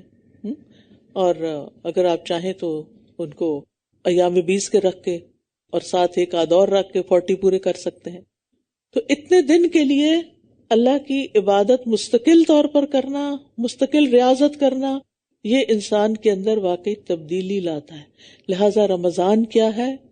منتھ آف چینج، تبدیلی کا موسم ہے، بدلنے کا موسم ہے، اپنی عادتیں بدلنے کا، اپنے خیالات بدلنے کا، اپنے کاموں اپنی روٹین کو بدلنے کا، دنیا اورینٹڈ ہونے کی بجائے آخرت اورینٹڈ ہونے کا. اور جب موسیٰ ہمارے مقرر وقت پر آ گیا اور اس کے رب نے اس سے کلام کیا تو اس نے عرض کیا، اے میرے رب مجھے دکھا تاکہ میں تجھے دیکھ سکوں. فرمایا، تم مجھے ہرگز نہ دیکھ سکو گے، لیکن تم پہاڑ کی طرف دیکھو، پھر اگر وہ اپنی جگہ پر قائم رہا تو تم مجھے دیکھ لو گے. پھر جب اس کے رب نے پہاڑ پر تجلی فرمائی تو اسے ریزہ ریزہ کر دیا اور موسیٰ بے ہوش ہو کر گر پڑا. پھر جب اسے ہوش آیا تو عرض کی، پاک ہے تو، میں تیرے حضور توبہ کرتا ہوں اور میں ایمان لانے والوں میں سب سے پہلا ہوں. کہتے ہیں کہ چنگلیا کے ایک کنارے کے برابر، جیسے ناخن جتنا بڑا ہوا ہوتا ہے نا، بس اتنی سی تجلی ہوئی تھی اور پہاڑ دھنس گیا، موسیٰ علیہ السلام بے ہوش ہو گئے. تو بات یہ کہ دنیا میں کوئی بھی انسان اللہ تعالیٰ کو دیکھ نہیں سکتا، اس میں اتنی برداشت ہی نہیں. قیامت کے دن اور آخرت میں انسان کو ایک اور طرح کی قوت دی جائے گی جس کے بعد وہ اس قابل ہو سکے گا. فرمایا، اے موسیٰ، بے شک میں نے تمہیں اپنے پیغامات اور اپنے کلام کے ساتھ لوگوں پر چن لیا ہے، تو جو کچھ میں نے تمہیں دیا ہے وہ لے لو اور شکر کرنے والوں میں سے ہو جاؤ. بات یہ ہے کہ اللہ تعالیٰ نے انہیں اپنے دیدار سے منع کیا، حالانکہ وہ بہت شوق رکھتے تھے. تو جب انہوں نے اللہ کی بات مان لی کہ ایسا نہیں ہو سکتا تو وہ راضی ہو گئے اللہ کے فیصلے پر. تو اللہ تعالیٰ نے انہیں اور بہت بڑی بھلائی عطا فرما دی. بعض اوقات ہم کسی چیز پہ سٹک ہو جاتے ہیں کہ ہمیں یہی ملنی چاہیے اور اگر یہ نہ ملی تو ہماری ناکامی ہے، لیکن اللہ تعالیٰ کو زیادہ پتا ہوتا ہے کہ ہماری کامیابی کس راستے سے ہے؟ اس راستے سے جو ہم سوچتے ہیں کہ یہ ہماری کامیابی کا راستہ ہے، یا اس راستے سے جو اللہ نے ہمارے لیے پلان کیا ہوتا ہے؟ اللہ کی اطاعت کرنا، اللہ کی رضا پہ راضی ہو جانا، یہ ذریعہ بنتا ہے نیکیوں کے پا لینے کا، نیکیوں کے مواقع حاصل کر لینے کا۔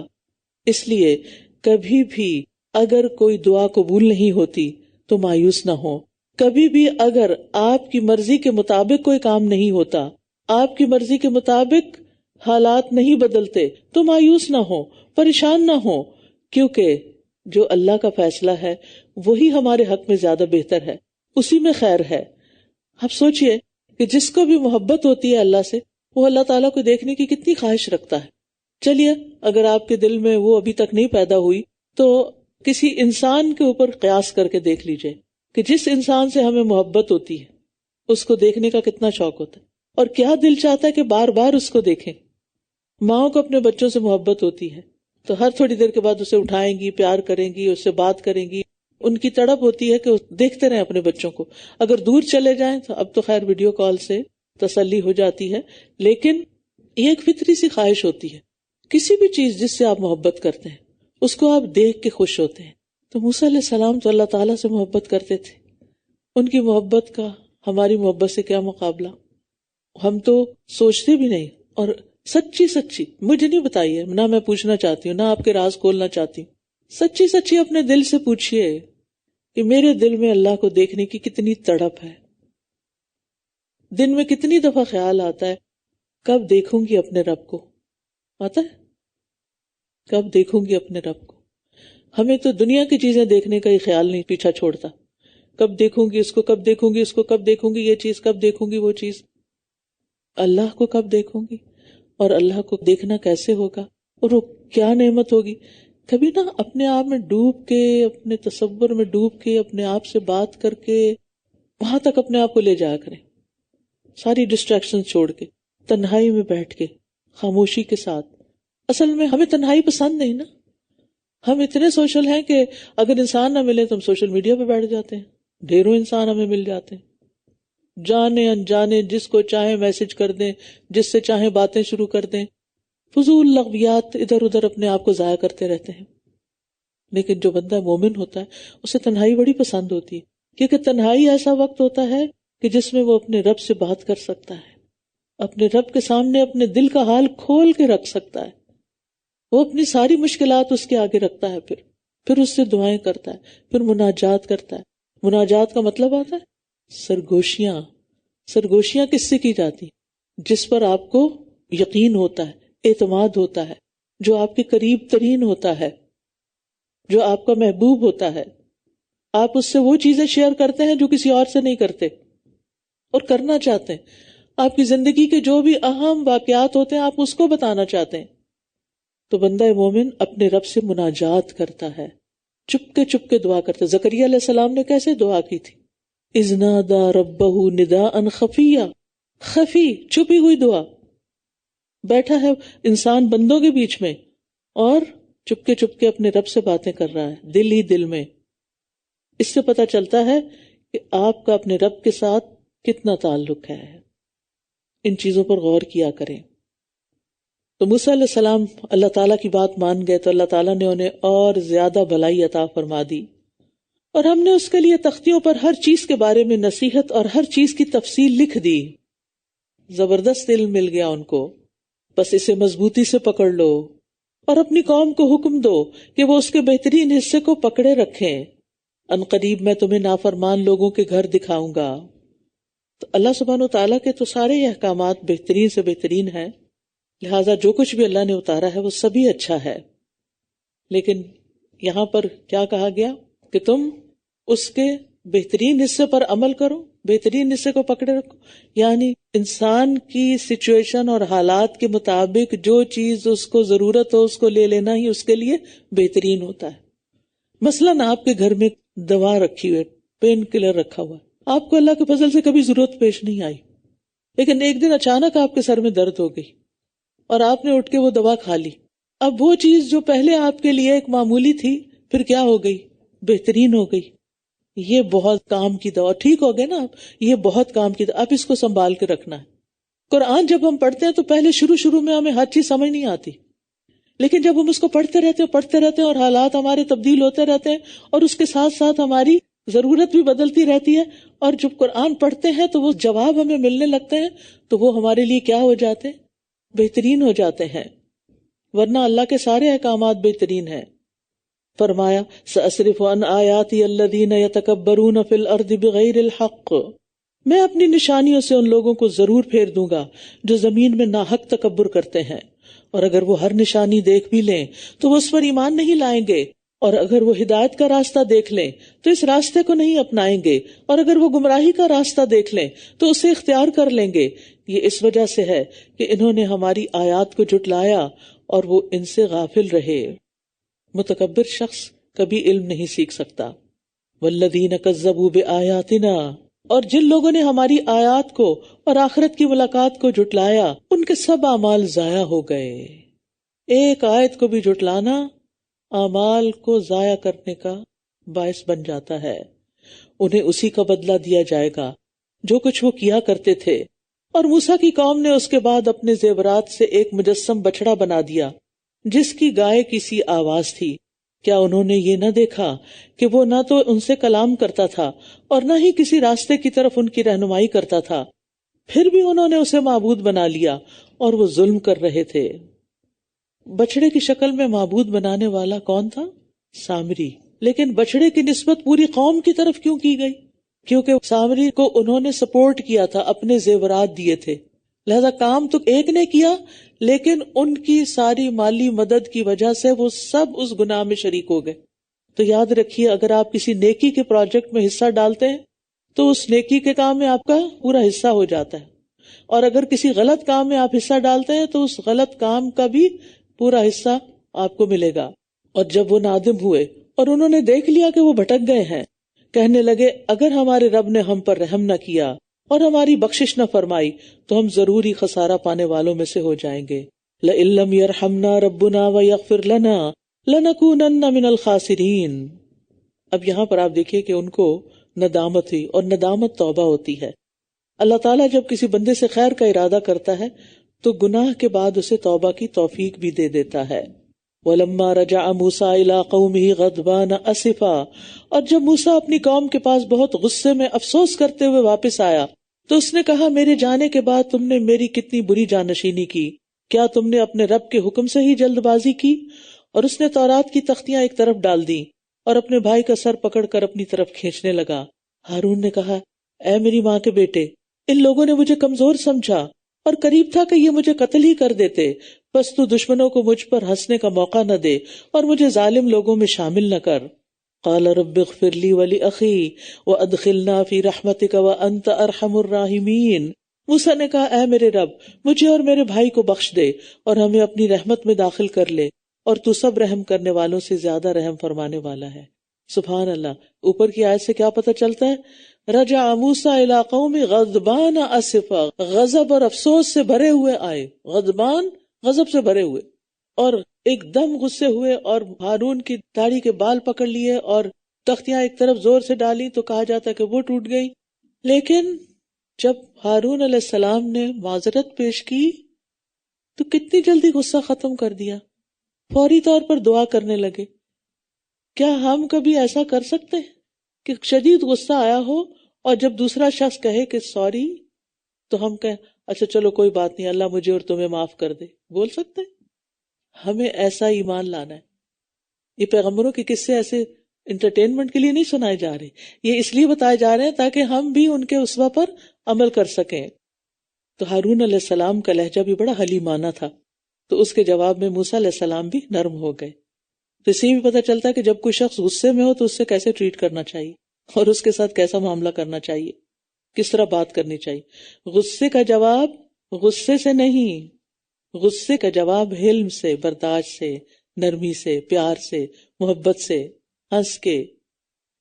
فرمایا ان الذین اتخذوا العجل سینالہم غضب من ربہم وذلۃ فی الحیاۃ الدنیا وکذالک نجزی المفترین۔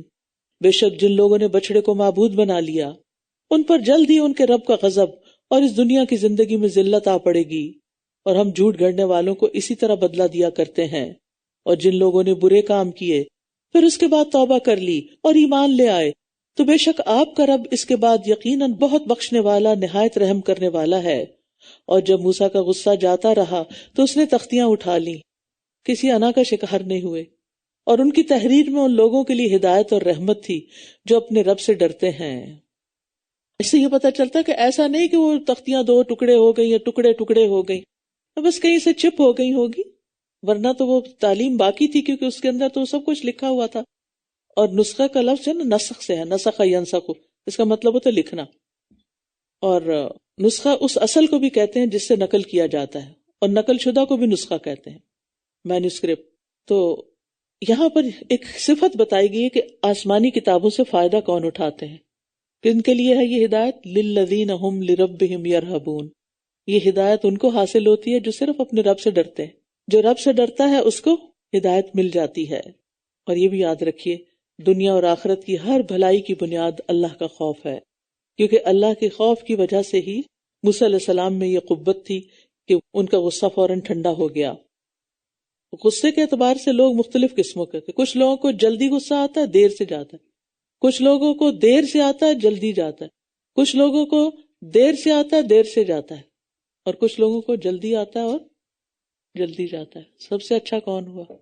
دیر سے آئے اور جلدی چلا جائے۔ اور موسیٰ نے اپنی قوم میں سے 70 آدمی ہمارے مقررہ وقت کے لیے منتخب کر لیے۔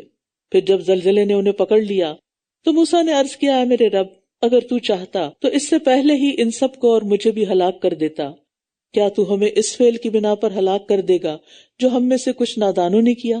یہ تو تیری ایک آزمائش تھی جس کے ذریعے تو جسے چاہتا ہے گمراہ کر دیتا ہے اور جسے چاہتا ہے ہدایت دے دیتا ہے۔ تو ہی ہمارا دوست ہے، بس ہمیں بخش دے اور ہم پر رحم فرما، اور تو سب سے بہتر بخشش فرمانے والا ہے۔ انت ولینا فاغفر لنا وارحمنا وانت خیر الغافرین۔ یہ 70 لوگوں کو موت کیوں آئی؟ کیونکہ ان پر اللہ کا غضب ہوا۔ یہ موسیٰ علیہ السلام کے ساتھ گئے تھے کوہ طور پر، اور وہاں جا کر انہوں نے مطالبہ شروع کر دیا کہ ہم تو نہیں مانیں گے جب تک ہم اللہ تعالیٰ کو خود سامنے نہ دیکھ لیں۔ تو اس گستاخی پر ان پہ بجلی گری۔ وَاكْتُبْ لَنَا فِي هَذِهِ الدُّنْيَا حَسَنَةً وَفِي الْآخِرَةِ إِنَّا هُدْنَا إِلَيْكَ، اور ہمارے لیے اس دنیا میں بھی بھلائی لکھ دے اور آخرت میں بھی ہم نے تیری طرف رجوع کر لیا۔ فرمایا، میں اپنا عذاب جسے چاہتا ہوں پہنچاتا ہوں، اور میری رحمت ہر چیز پر چھائی ہوئی ہے، بس میں اسے ان لوگوں کے لیے لکھ دوں گا جو تقوی اختیار کرتے ہیں۔ تو اللہ کی رحمت کس کے لیے؟ تقوی والوں کے لیے۔ اور کیا کرتے ہیں؟ اور زکوٰۃ ادا کرتے ہیں، اور وہ جو ہماری آیات پر ایمان لاتے ہیں۔ یہاں نماز کا ذکر نہیں، زکوٰۃ کا ذکر ہے، کیونکہ بہت سے لوگ نماز پھر بھی پڑھ لیتے ہیں اور زکوٰۃ نہیں دیتے۔ وہ کہتے ہیں ہم سارا سال ہی کچھ نہ کچھ صدقہ کرتے رہتے ہیں۔ صدقہ اور چیز ہوتی ہے، زکوٰۃ اور چیز ہوتی ہے۔ زکوٰۃ کو کیلکولیٹ کرنا ہوتا ہے۔ زکوٰۃ ہجری کیلنڈر کے سال مکمل ہونے پر ہوتی ہے، اس کا نصاب ہوتا ہے 7.5 تولے سونا، 52 تولے چاندی، اور اسی طرح مویشیوں اور زرعی زمینوں کا بھی اپنا اپنا حساب ہوتا ہے۔ تو سال کے آخر میں ہر چیز کو کیلکولیٹ کر کے اس پر پرسنٹیج نکال کے اور پھر جو اماؤنٹ بنتی ہے فوراً نکال دینی ہوتی ہے۔ تو یہاں پر کن لوگوں پر اپنی رحمت ہے؟ جو یہ کام کرتے ہیں۔ اس کے علاوہ اور کیا کرتے ہیں وہ؟ الذین یتبعون الرسول النبی الامی، وہ جو اس رسول نبی امی کی پیروی کرتے ہیں جسے وہ اپنے پاس تورات اور انجیل میں لکھا ہوا پاتے ہیں۔ وہ انہیں نیکی کا حکم دیتا ہے اور برائی سے روکتا ہے، اور پاکیزہ چیزیں ان کے لیے حلال کرتا ہے اور ناپاک چیزیں ان پر حرام ٹھہراتا ہے، اور ان سے ان کے وہ بوجھ اور طوق اتارتا ہے جو ان پر لدے ہوئے تھے۔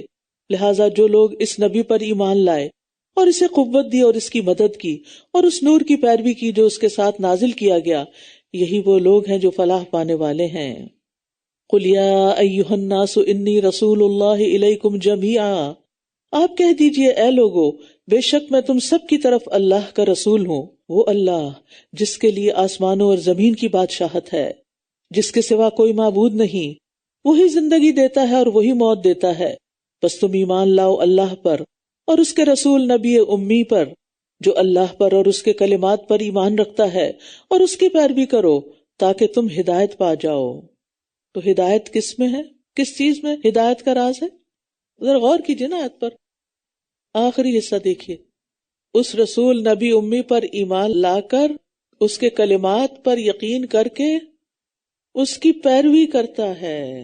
اتبعو، نبی صلی اللہ علیہ وسلم کے اسوہ حسنہ کی پیروی، آپ کی اتباع کامیابی کے لیے ضروری ہے.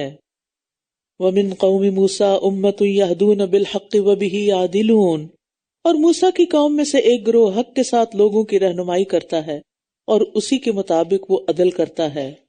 یعنی ساری قوم موسیٰ ایک جیسی نہیں، ان میں اچھے لوگ بھی ہیں. وَقَطَّعْنَاهُمُ اثْنَتَيْ عَشْرَةَ أَسْبَاطًا أُمَمًا، اور ہم نے انہیں 12 قبیلوں میں تقسیم کر کے الگ الگ جماعتیں بنا دیا. اور جب اس کی قوم نے اس سے پانی مانگا تو ہم نے موسیٰ کی طرف وحی کی کہ اپنا عصا اس پتھر پر مارو تو اس میں سے 12 چشمے پھوٹ نکلے. ہر گروہ نے اپنا گھاٹ جان لیا اور ہم نے ان پر بادلوں کا سایہ کیا اور ہم نے ان پر من و سلوہ اتارا. کھاؤ ان پاکیزہ چیزوں میں سے جو ہم نے تمہیں عطا کی. اور انہوں نے ہم پر ظلم نہیں کیا بلکہ وہ اپنی ہی جانوں پر ظلم کر رہے تھے. اور جب ان سے کہا گیا اسی بستی میں ٹھہرے رہو اور اس میں جہاں سے تم چاہو کھاؤ، اور کہو حتتن، ہمیں بخش دے، اور دروازے سے سجدہ کرتے ہوئے شہر میں داخل ہو جاؤ، ہم تمہاری خطائیں معاف کر دیں گے، ان قریب ہم نیکی کرنے والوں کو اور زیادہ دیں گے. سنزید المحسنین. تو احسان کا بدلہ احسان. حل جزاء الاحسان الا الاحسان. یہ مت سوچے کہ ہم نے کسی پر احسان کیا تو وہ کسی کے فائدے کا ہے، وہ ہمارے اپنے فائدے کا ہے. تو ان میں سے جن لوگوں نے ظلم کیا تھا انہوں نے اس بات کو جو انہیں کہی گئی تھی بدل کر کچھ اور کر دیا، تو ہم نے ان پر آسمان سے ایک عذاب بھیجا اس لیے کہ وہ ظلم کیا کرتے تھے. اور آپ ان سے اس بستی کے بارے میں پوچھئے جو سمندر کے کنارے آباد تھی، جب وہ ہفتے کے دن کے معاملے میں زیادتی کرتے تھے، جب ہفتے کے دن ان کے سامنے مچھلیاں ابھر ابھر کر آتی تھیں اور جب ہفتے کا دن نہ ہوتا تو ان کے سامنے نہیں آتی تھیں. اس طرح ہم انہیں آزما رہے تھے اس لیے کہ وہ نافرمانی کرتے تھے. سبت یعنی ہفتے کا دن یہودیوں کے لیے ایک مقدس دن ہے. عربی زبان میں اس کو سبت کہتے ہیں، انگریزی میں سیٹرڈے کہتے ہیں. اس دن میں ان کے لیے ہر طرح کی معاشی سرگرمیاں ممنوع تھی. کوئی بزنس نہیں کر سکتے تھے، کوئی کام نہیں کر سکتے تھے. تو یہ جس قوم کا ذکر کیا جا رہا ہے بنی اسرائیل کی، یہ حضرت داؤد علیہ السلام کے زمانے میں کسی سمندر کے کنارے رہتے اور مچھلیاں پکڑا کرتے تھے. تو ہفتے کے روز مچھلیاں پکڑنا ان کے لیے ناجائز تھا، لیکن انہوں نے کچھ ہیلے کر کے اس حکم کی خلاف ورزی کرنی چاہی اور پھر بعد میں کھلم کھلا مچھلیاں پکڑنا شروع کر دی. کچھ نیک لوگوں نے انہیں سمجھایا بھی لیکن وہ باز نہ آئے. بالآخر ان پر عذاب آیا اور بڑا سخت عذاب آیا. وہ کیا کہ ان کی صورتیں مسخ کر کے انہیں بندر بنا دیا گیا. استغفر اللہ. اور جب ان میں سے ایک گروہ نے کہا تم ایسے لوگوں کو کیوں نصیحت کرتے ہو جنہیں اللہ ہلاک کرنے والا ہے یا انہیں سخت عذاب دینے والا ہے، تو انہوں نے کہا تمہارے رب کے پاس عذر کے طور پر اور شاید کہ یہ ڈر جائیں. بنی اسرائیل میں 3 گروہ ہو گئے اس واقعے کے بعد. ایک گروہ تو مسلسل نافرمانی پہ کمر باندھے ہوئے تھا، مچھلیاں پکڑنے کا شوقین تھا اور کر رہا تھا. دوسرا گروہ شروع میں انہیں سمجھاتا رہا، جب نہ مانے تو چپ کر کے بیٹھ گئے، مایوس ہو گئے. تیسرا گروہ مایوس ہونے کی بجائے بدستور انہیں نصیحت کرتا رہا. اب دوسرے گروہ نے تیسرے گروہ سے کہا کہ جب یہ لوگ مسلسل نافرمانی کر رہے ہیں، اس پہ کمر باندھے ہوئے ہیں، تو پھر ان کو سمجھانے کا کوئی فائدہ نہیں. تو انہوں نے کیا کہا، معذرتن الی ربکم، ہم کیوں سمجھا رہے، اس لیے نہیں کہ یہ ضرور مان ہی جائیں، یہ نہ بھی مانے تو کم از کم ہمارے پاس تو عذر ہوگا کہ ہم نے روکا تھا. اب سمجھ آ گئی ہمیں کیا کرنا ہے اس آیت کی روشنی میں. ہم بعض اوقات کیا کرتے ہیں، کسی کو ایک دفعہ سمجھایا، 2 دفعہ بتایا، وہ نہیں مانتا، وہ جانے اس کا کام جانے، ہماری بلا سے نہیں. وقتاً فوقتاً کبھی نہ کبھی یاد دہانی کراتے رہیں تاکہ اللہ تعالیٰ کے سامنے عذر پیش کر سکیں کہ ہم نے تو کہا تھا. کیونکہ امر بالمعروف اور نہی عن المنکر ہماری ذمہ داری ہے، نیکی کا حکم دینا اور برائی سے روکنا، اور یہ ساری امت کی ذمہ داری ہے جہاں جہاں جو اس کے دائرہ کار میں ہے. اور جو ہمارے دائرہ کار میں نہیں ان کے بارے میں ہم کیا کر سکتے ہیں.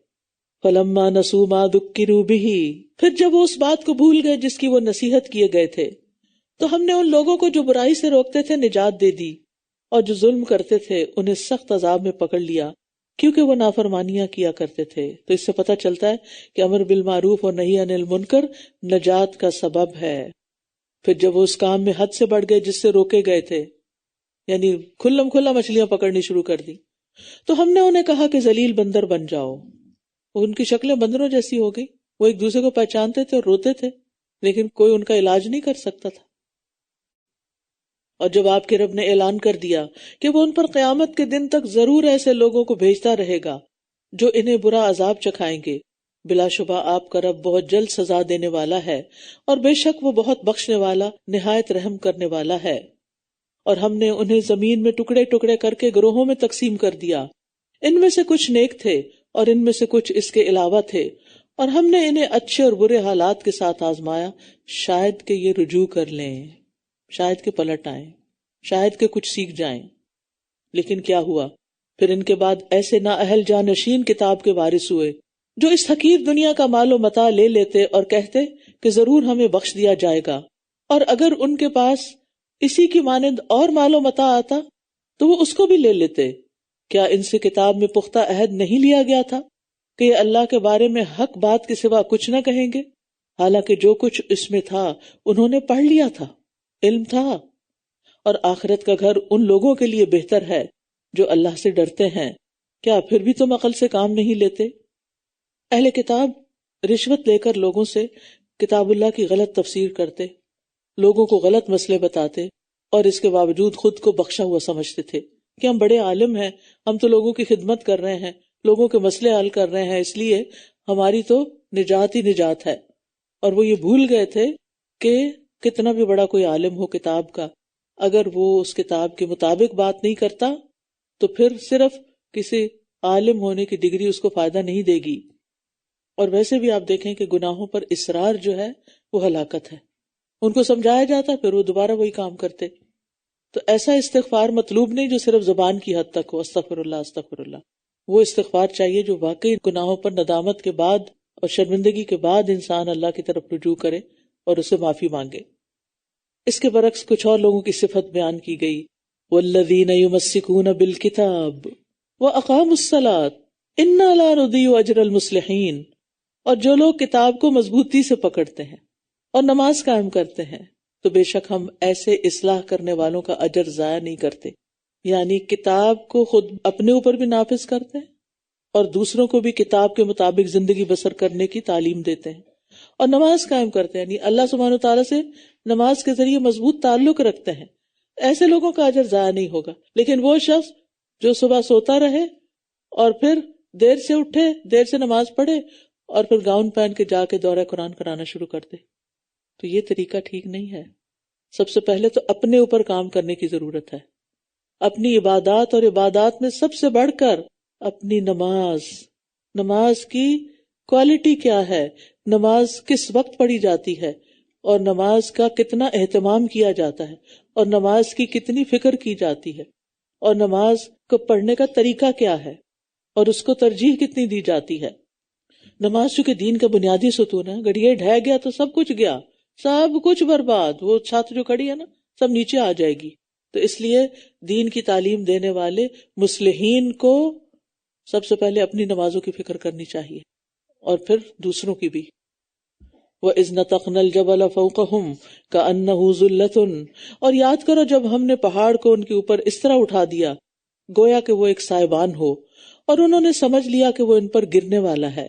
تو ہم نے کہا جو کچھ ہم نے تمہیں دیا ہے اس کو مضبوطی سے پکڑ لو اور یاد رکھو اس کو جو اس میں ہے تاکہ تم متقی بن جاؤ.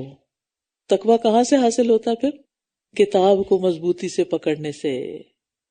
سورۃ البقرہ میں طور کا لفظ بیان کیا گیا اور یہاں جبل کا لفظ، یہاں پہاڑ کا لفظ آیا ہے. یا تو وہ طور نامی پہاڑ تھا یا لفظ طور عام پہاڑ کے معنی میں بھی آتا ہے، تو دونوں معنی مراد ہو سکتے ہیں. تو بنی اسرائیل پر یہ پہاڑ بلند کیوں کیا گیا؟ یعنی پہاڑ کو زمین سے اکھاڑ کر، پہاڑ جو ہے نا زمین میں کیلوں کی طرح گڑے ہوئے، تو اللہ تعالیٰ کے فرشتوں کے لیے ان کو اکھاڑنا کچھ مشکل ہے. اس کو اکھاڑ کر ان کے سروں کے اوپر معلق کیا گیا کہ مانتے ہو یا نہیں. لیکن پھر یہ قوم بھول گئی. قوت کے ساتھ پکڑنے کا حکم، یعنی قوت کے ساتھ پکڑنے کا مطلب اس پر عمل کرنا ہے. حسن بصری کہتے ہیں اس قرآن کو غلاموں اور بچوں نے پڑھا ہے لیکن انہوں نے اسے شروع سے نہیں لیا، یعنی عمل نہیں کیا. انہیں اس کے معنی اور تعویل کا کوئی علم نہیں، پتہ ہی نہیں اس کے اندر کیا لکھا ہے. قرآن کو پڑھنے کا سب سے زیادہ حقدار وہ ہے جس کے عمل میں یہ قرآن دکھائی دے. وہ ہے اہل القرآن میں سے۔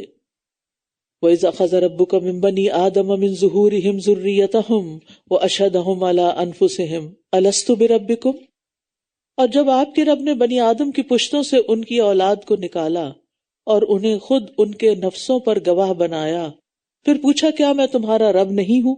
انہوں نے کہا ہاں، ہم گواہی دیتے ہیں کہ آپ ہی ہمارے رب ہیں، تاکہ تم قیامت کے دن یہ نہ کہو کہ ہم تو اس سے بالکل غافل تھے۔ اس عہد کی تفصیل کچھ یوں آتی ہے کہ عرفہ والے دن نعمان جگہ میں اللہ تعالیٰ نے آدم علیہ السلام کی اولاد سے، جن کی روحیں پیدا کی گئی تھی اس دن، ایک عہد دیا تھا، یعنی آدم کی پشت سے ہونے والی تمام اولاد کو نکال کے اپنے سامنے پھیلا دیا اور ان سے پوچھا کیا میں تمہارا رب نہیں ہوں؟ تو سب نے کہا کیوں نہیں، آپ ہی ہمارے رب ہیں، ہم سب تیرے رب ہونے کی گواہی دیتے ہیں۔ تو یہ وعدہ کیوں لیا گیا تھا اس وقت؟ تاکہ کل کوئی عذر نہ پیش کرے کہ ہمارے باپ دادا شرک کرتے تھے اس لیے ہم نے بھی شرک کیا۔ توحید اللہ نے انسان کی فطرت میں رکھی ہوئی ہے اور اسی بنا پر انسان کا حساب ہوگا۔ یا تم یہ نہ کہو کہ شرک تو اس سے پہلے ہمارے آباء و اجداد نے کیا تھا اور ہم تو ان کے بعد انہی کی اولاد تھے، کیا پھر تو ہمیں اس کام کی وجہ سے ہلاک کرے گا جو ان غلط کاروں نے کیا؟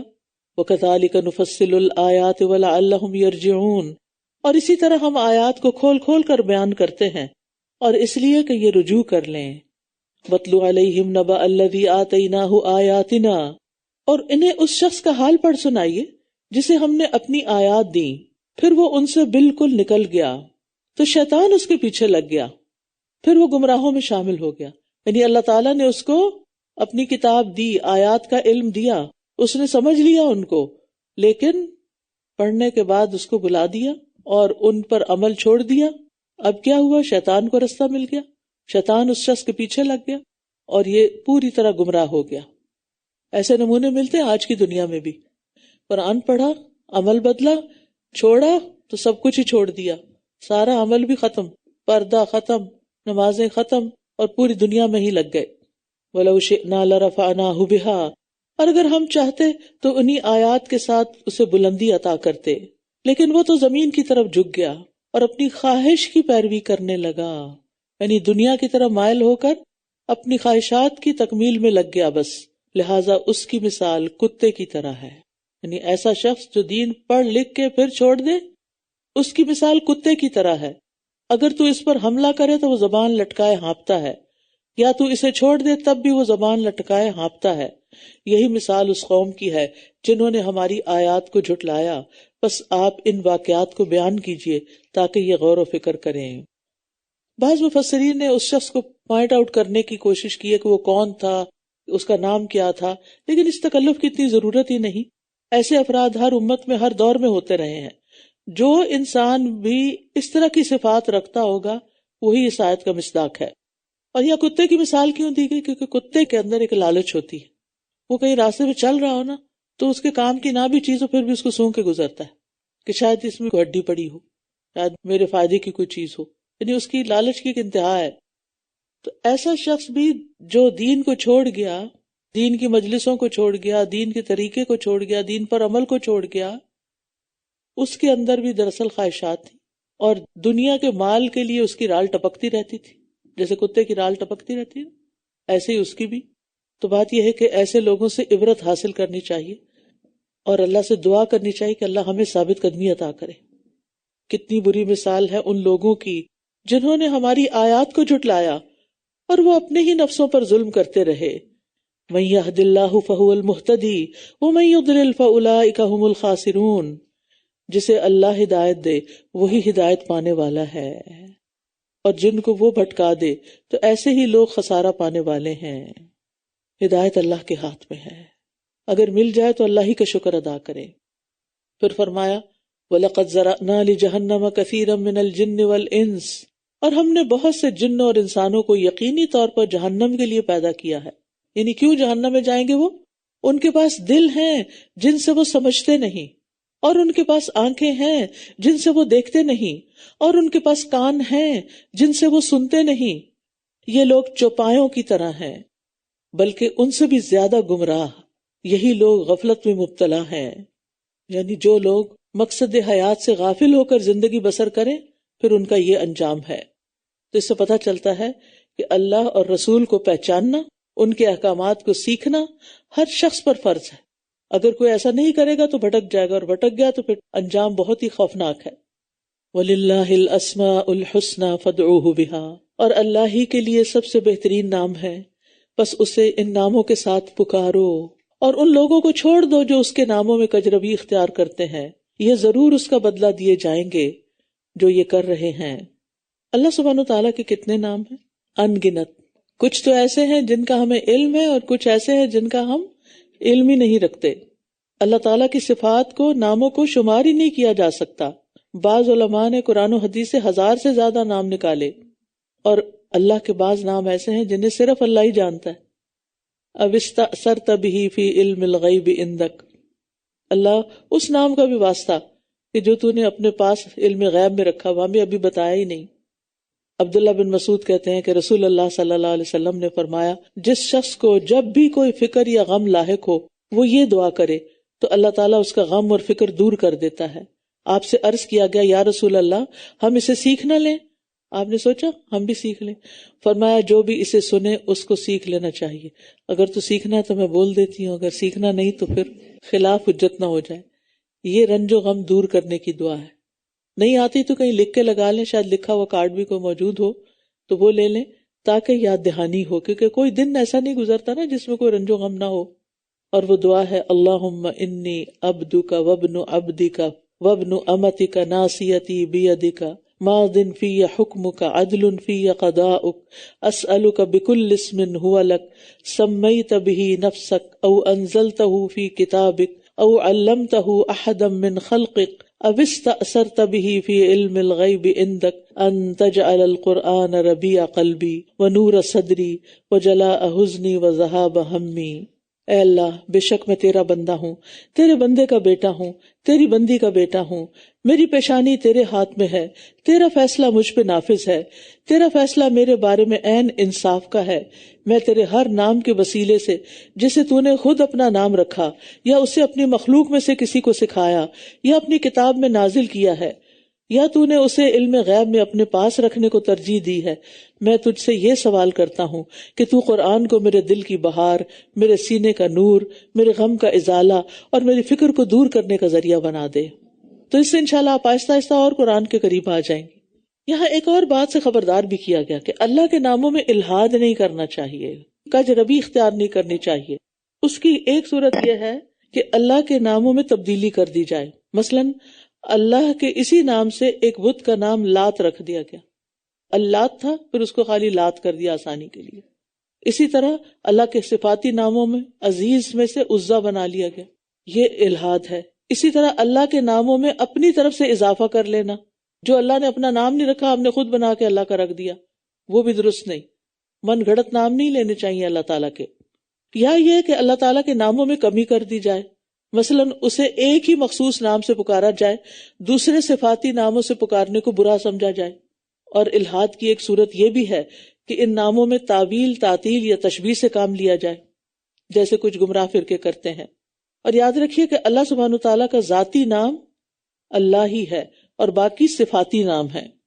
اور سیدھے رستے سے ہٹنا کیا ہے؟ اللہ کے ناموں میں الحاد بذات خود کیا ہے کہ مثلاً اللہ تعالیٰ کے وہ نام رکھنا کہ جو اور معبودوں کے لیے بولے جاتے ہیں، جیسے یزداں، بھگوان، رام، ایسے نام بولنے سے پرہیز کرنا چاہیے.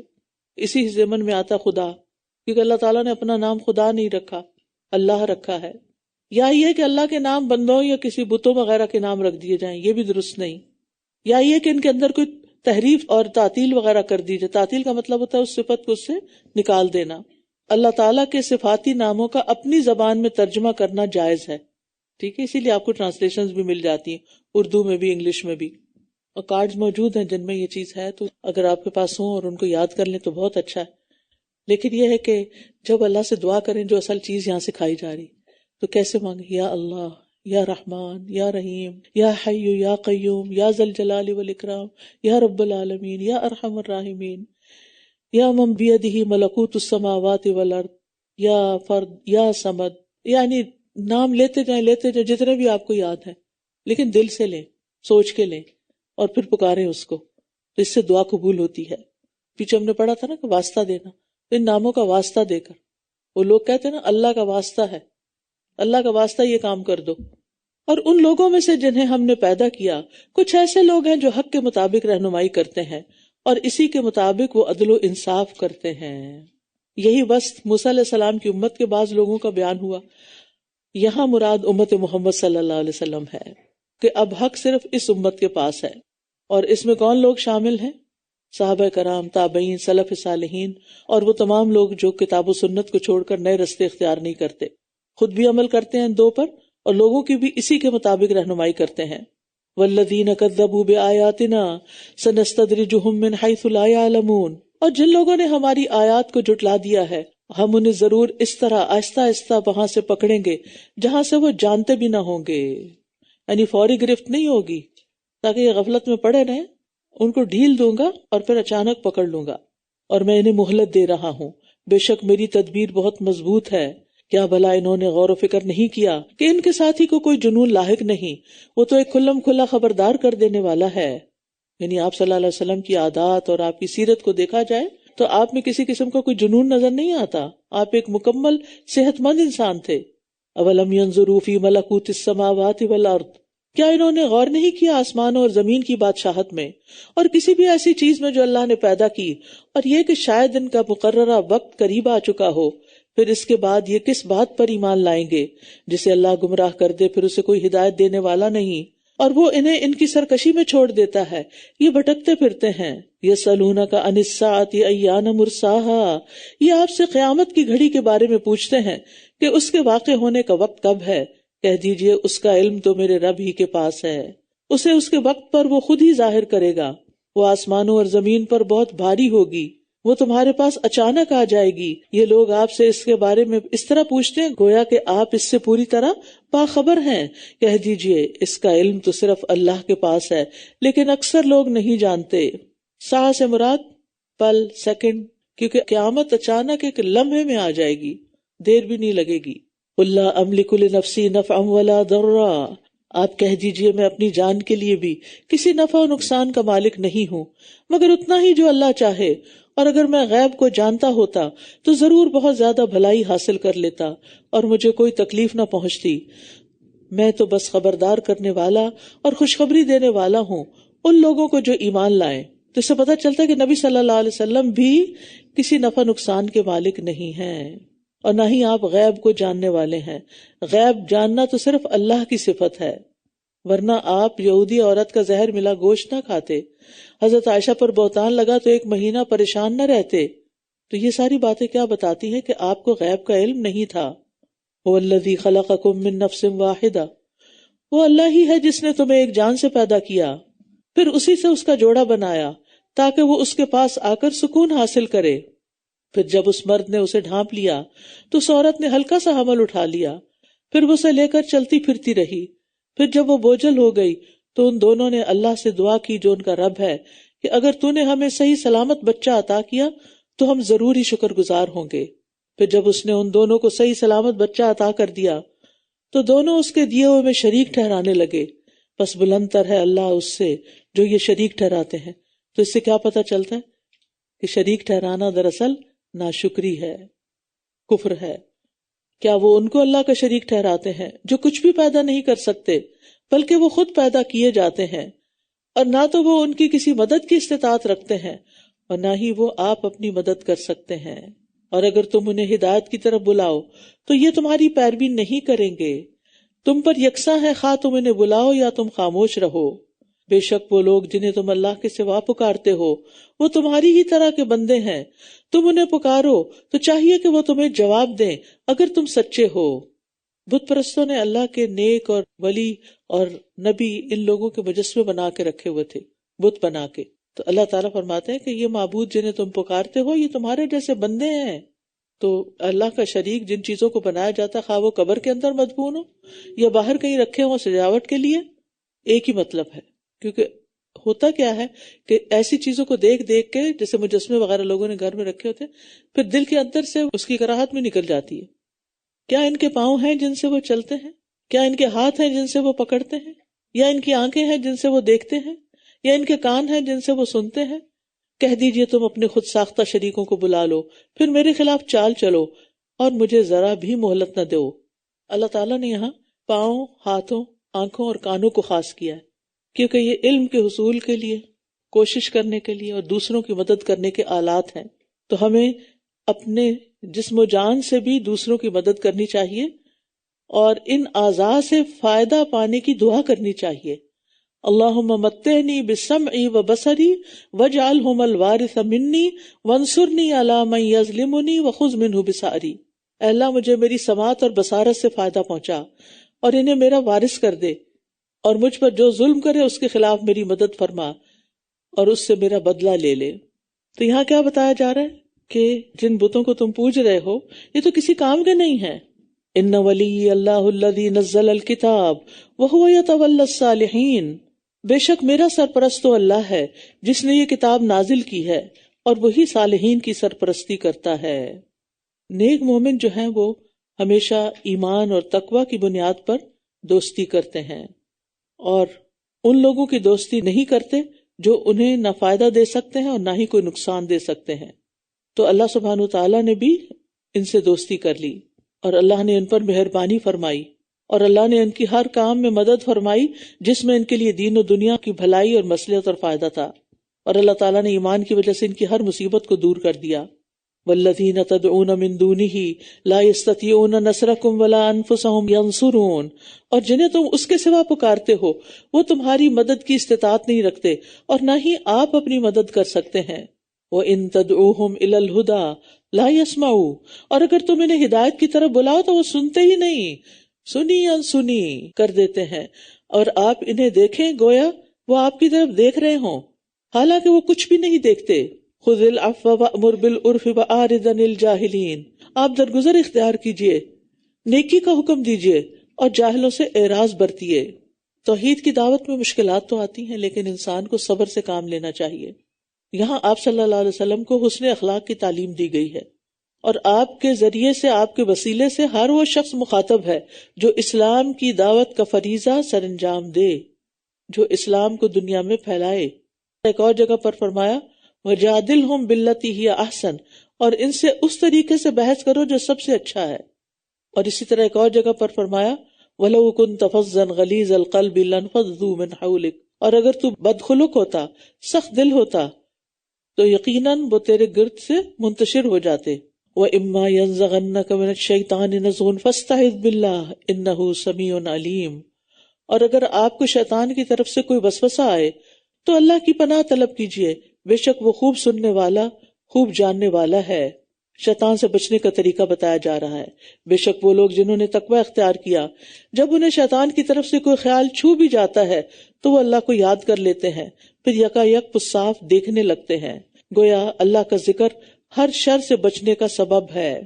وَإِخْوَانُهُمْ يَمُدُّونَهُمْ فِي الْغَيِّ ثُمَّ لَا يُقْصِرُونَ، اور ان کے شیطان بھائی انہیں گمراہی میں کھینچتے رہتے ہیں پھر وہ کوئی کمی نہیں کرتے۔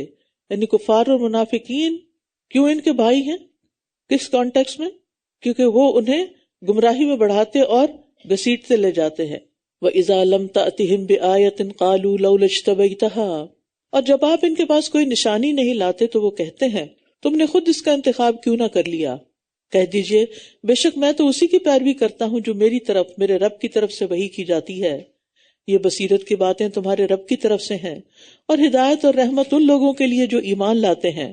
وَإِذَا قُرِئَ الْقُرْآنُ فَاسْتَمِعُوا لَهُ وَأَنصِتُوا لَعَلَّكُمْ تُرْحَمُونَ، اور جب قرآن پڑھا جا رہا ہو تو اسے غور سے سنو اور خاموش رہو تاکہ تم پر رحم کیا جائے۔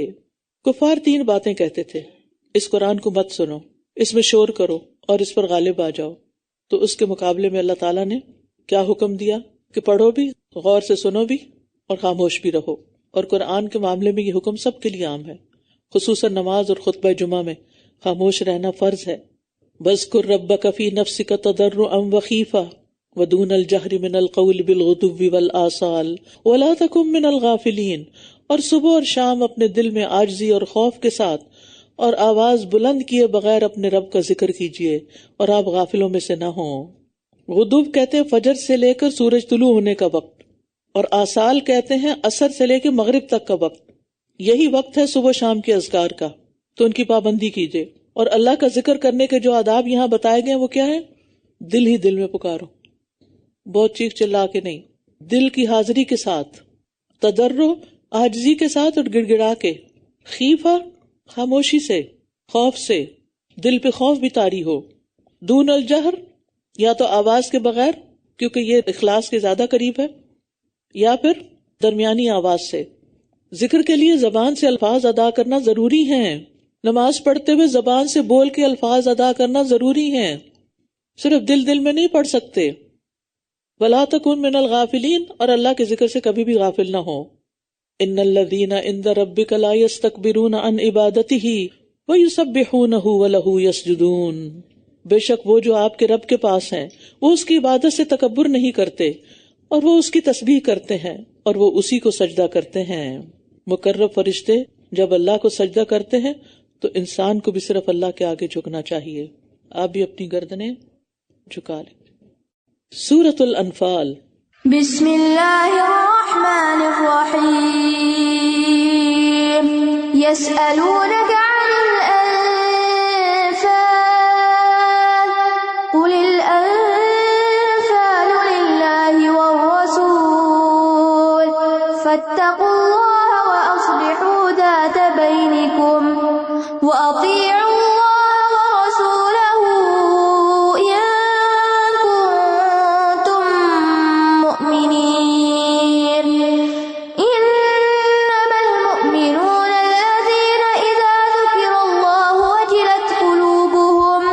وَإِذَا تُلِيَتْ عَلَيْهِمْ آيَاتُهُ زَادَتْهُمْ إِيمَانًا وَعَلَى رَبِّهِمْ يَتَوَكَّلُونَ الَّذِينَ يُقِيمُونَ الصَّلَاةَ وَمِمَّا رَزَقْنَاهُمْ يُنْفِقُونَ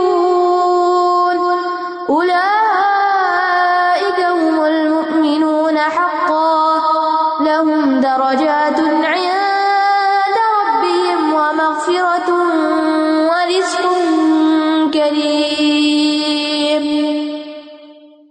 وہ آپ سے مال غنیمت کے بارے میں سوال کرتے ہیں، کہہ دیجئے مال غنیمت اللہ اور رسول ہی کے لیے ہے، لہٰذا تم اللہ سے ڈرو اور آپس کے تعلقات کی اصلاح کر لو اور اللہ اور اس کے رسول کی اطاعت کرو اگر تم مومن ہو۔ جنگ بدر کے بعد جو کہ پہلی جنگ تھی، مسلمانوں کے پاس مال غنیمت آیا، ابھی تک اس کا کوئی قانون نہیں بتایا گیا تھا، لہٰذا سوال کیا گیا کہ یہ کس طرح تقسیم ہوں گی، یہ کس کا حق ہے؟ تو جواب کیا آیا کہ غنیمتیں حقیقت میں تو تم میں سے کسی کی بھی ملکیت نہیں، یہ تو اللہ اور اس کے رسول کی ملکیت ہے، کیونکہ فتح تمہاری طاقت سے نہیں ہوئی، اللہ کی مدد سے ہوئی ہے۔ اصل میں کرنے کا کام کیا ہے؟ اللہ سے ڈرو، آپس کے تعلقات اچھے رکھو، کیونکہ جہاں مال آتا ہے وہاں باہم کشیدگیاں بھی آ جاتی ہیں۔ اکثر لڑائی جھگڑے لوگوں کے درمیان مال کی وجہ سے ہوتے ہیں۔ انما المؤمنون الذین اذا ذکر اللہ وجلت قلوبہم، بے شک مومن تو وہ لوگ ہیں کہ جب ان کے سامنے اللہ کا ذکر کیا جاتا ہے تو ان کے دل ڈر جاتے ہیں۔ ہم اپنے دلوں کا جائزہ لیں، اور جب ان پر اس کی آیات تلاوت کی جاتی ہیں تو وہ ان کو ایمان میں بڑھا دیتی ہیں اور اپنے رب پر ہی وہ توکل کرتے ہیں۔ تو اللہ کا ذکر سننے پر دل کا ڈر جانا ایمان والوں کی صفت ہے، یعنی وہ غافل نہیں ہوتے۔ کون ہیں ایمان والے؟ الذین یقیمون الصلاۃ ومما رزقناہم ینفقون، وہ لوگ جو نماز قائم کرتے ہیں اور جو رزق ہم نے انہیں دیا ہے اس میں سے خرچ کرتے ہیں۔ اولئک ھم المؤمنون حقا، یہی لوگ سچے مومن ہیں، ان کے لیے ان کے رب کے ہاں بڑے درجے ہیں اور مغفرت اور عزت والا رزق ہے۔ جیسا کہ آپ کے رب نے آپ کو بدر کے موقع پر آپ کے گھر سے حق کے ساتھ نکالا، حالانکہ مومنوں میں سے ایک گروہ یقیناً اس کو ناپسند کرنے والا تھا۔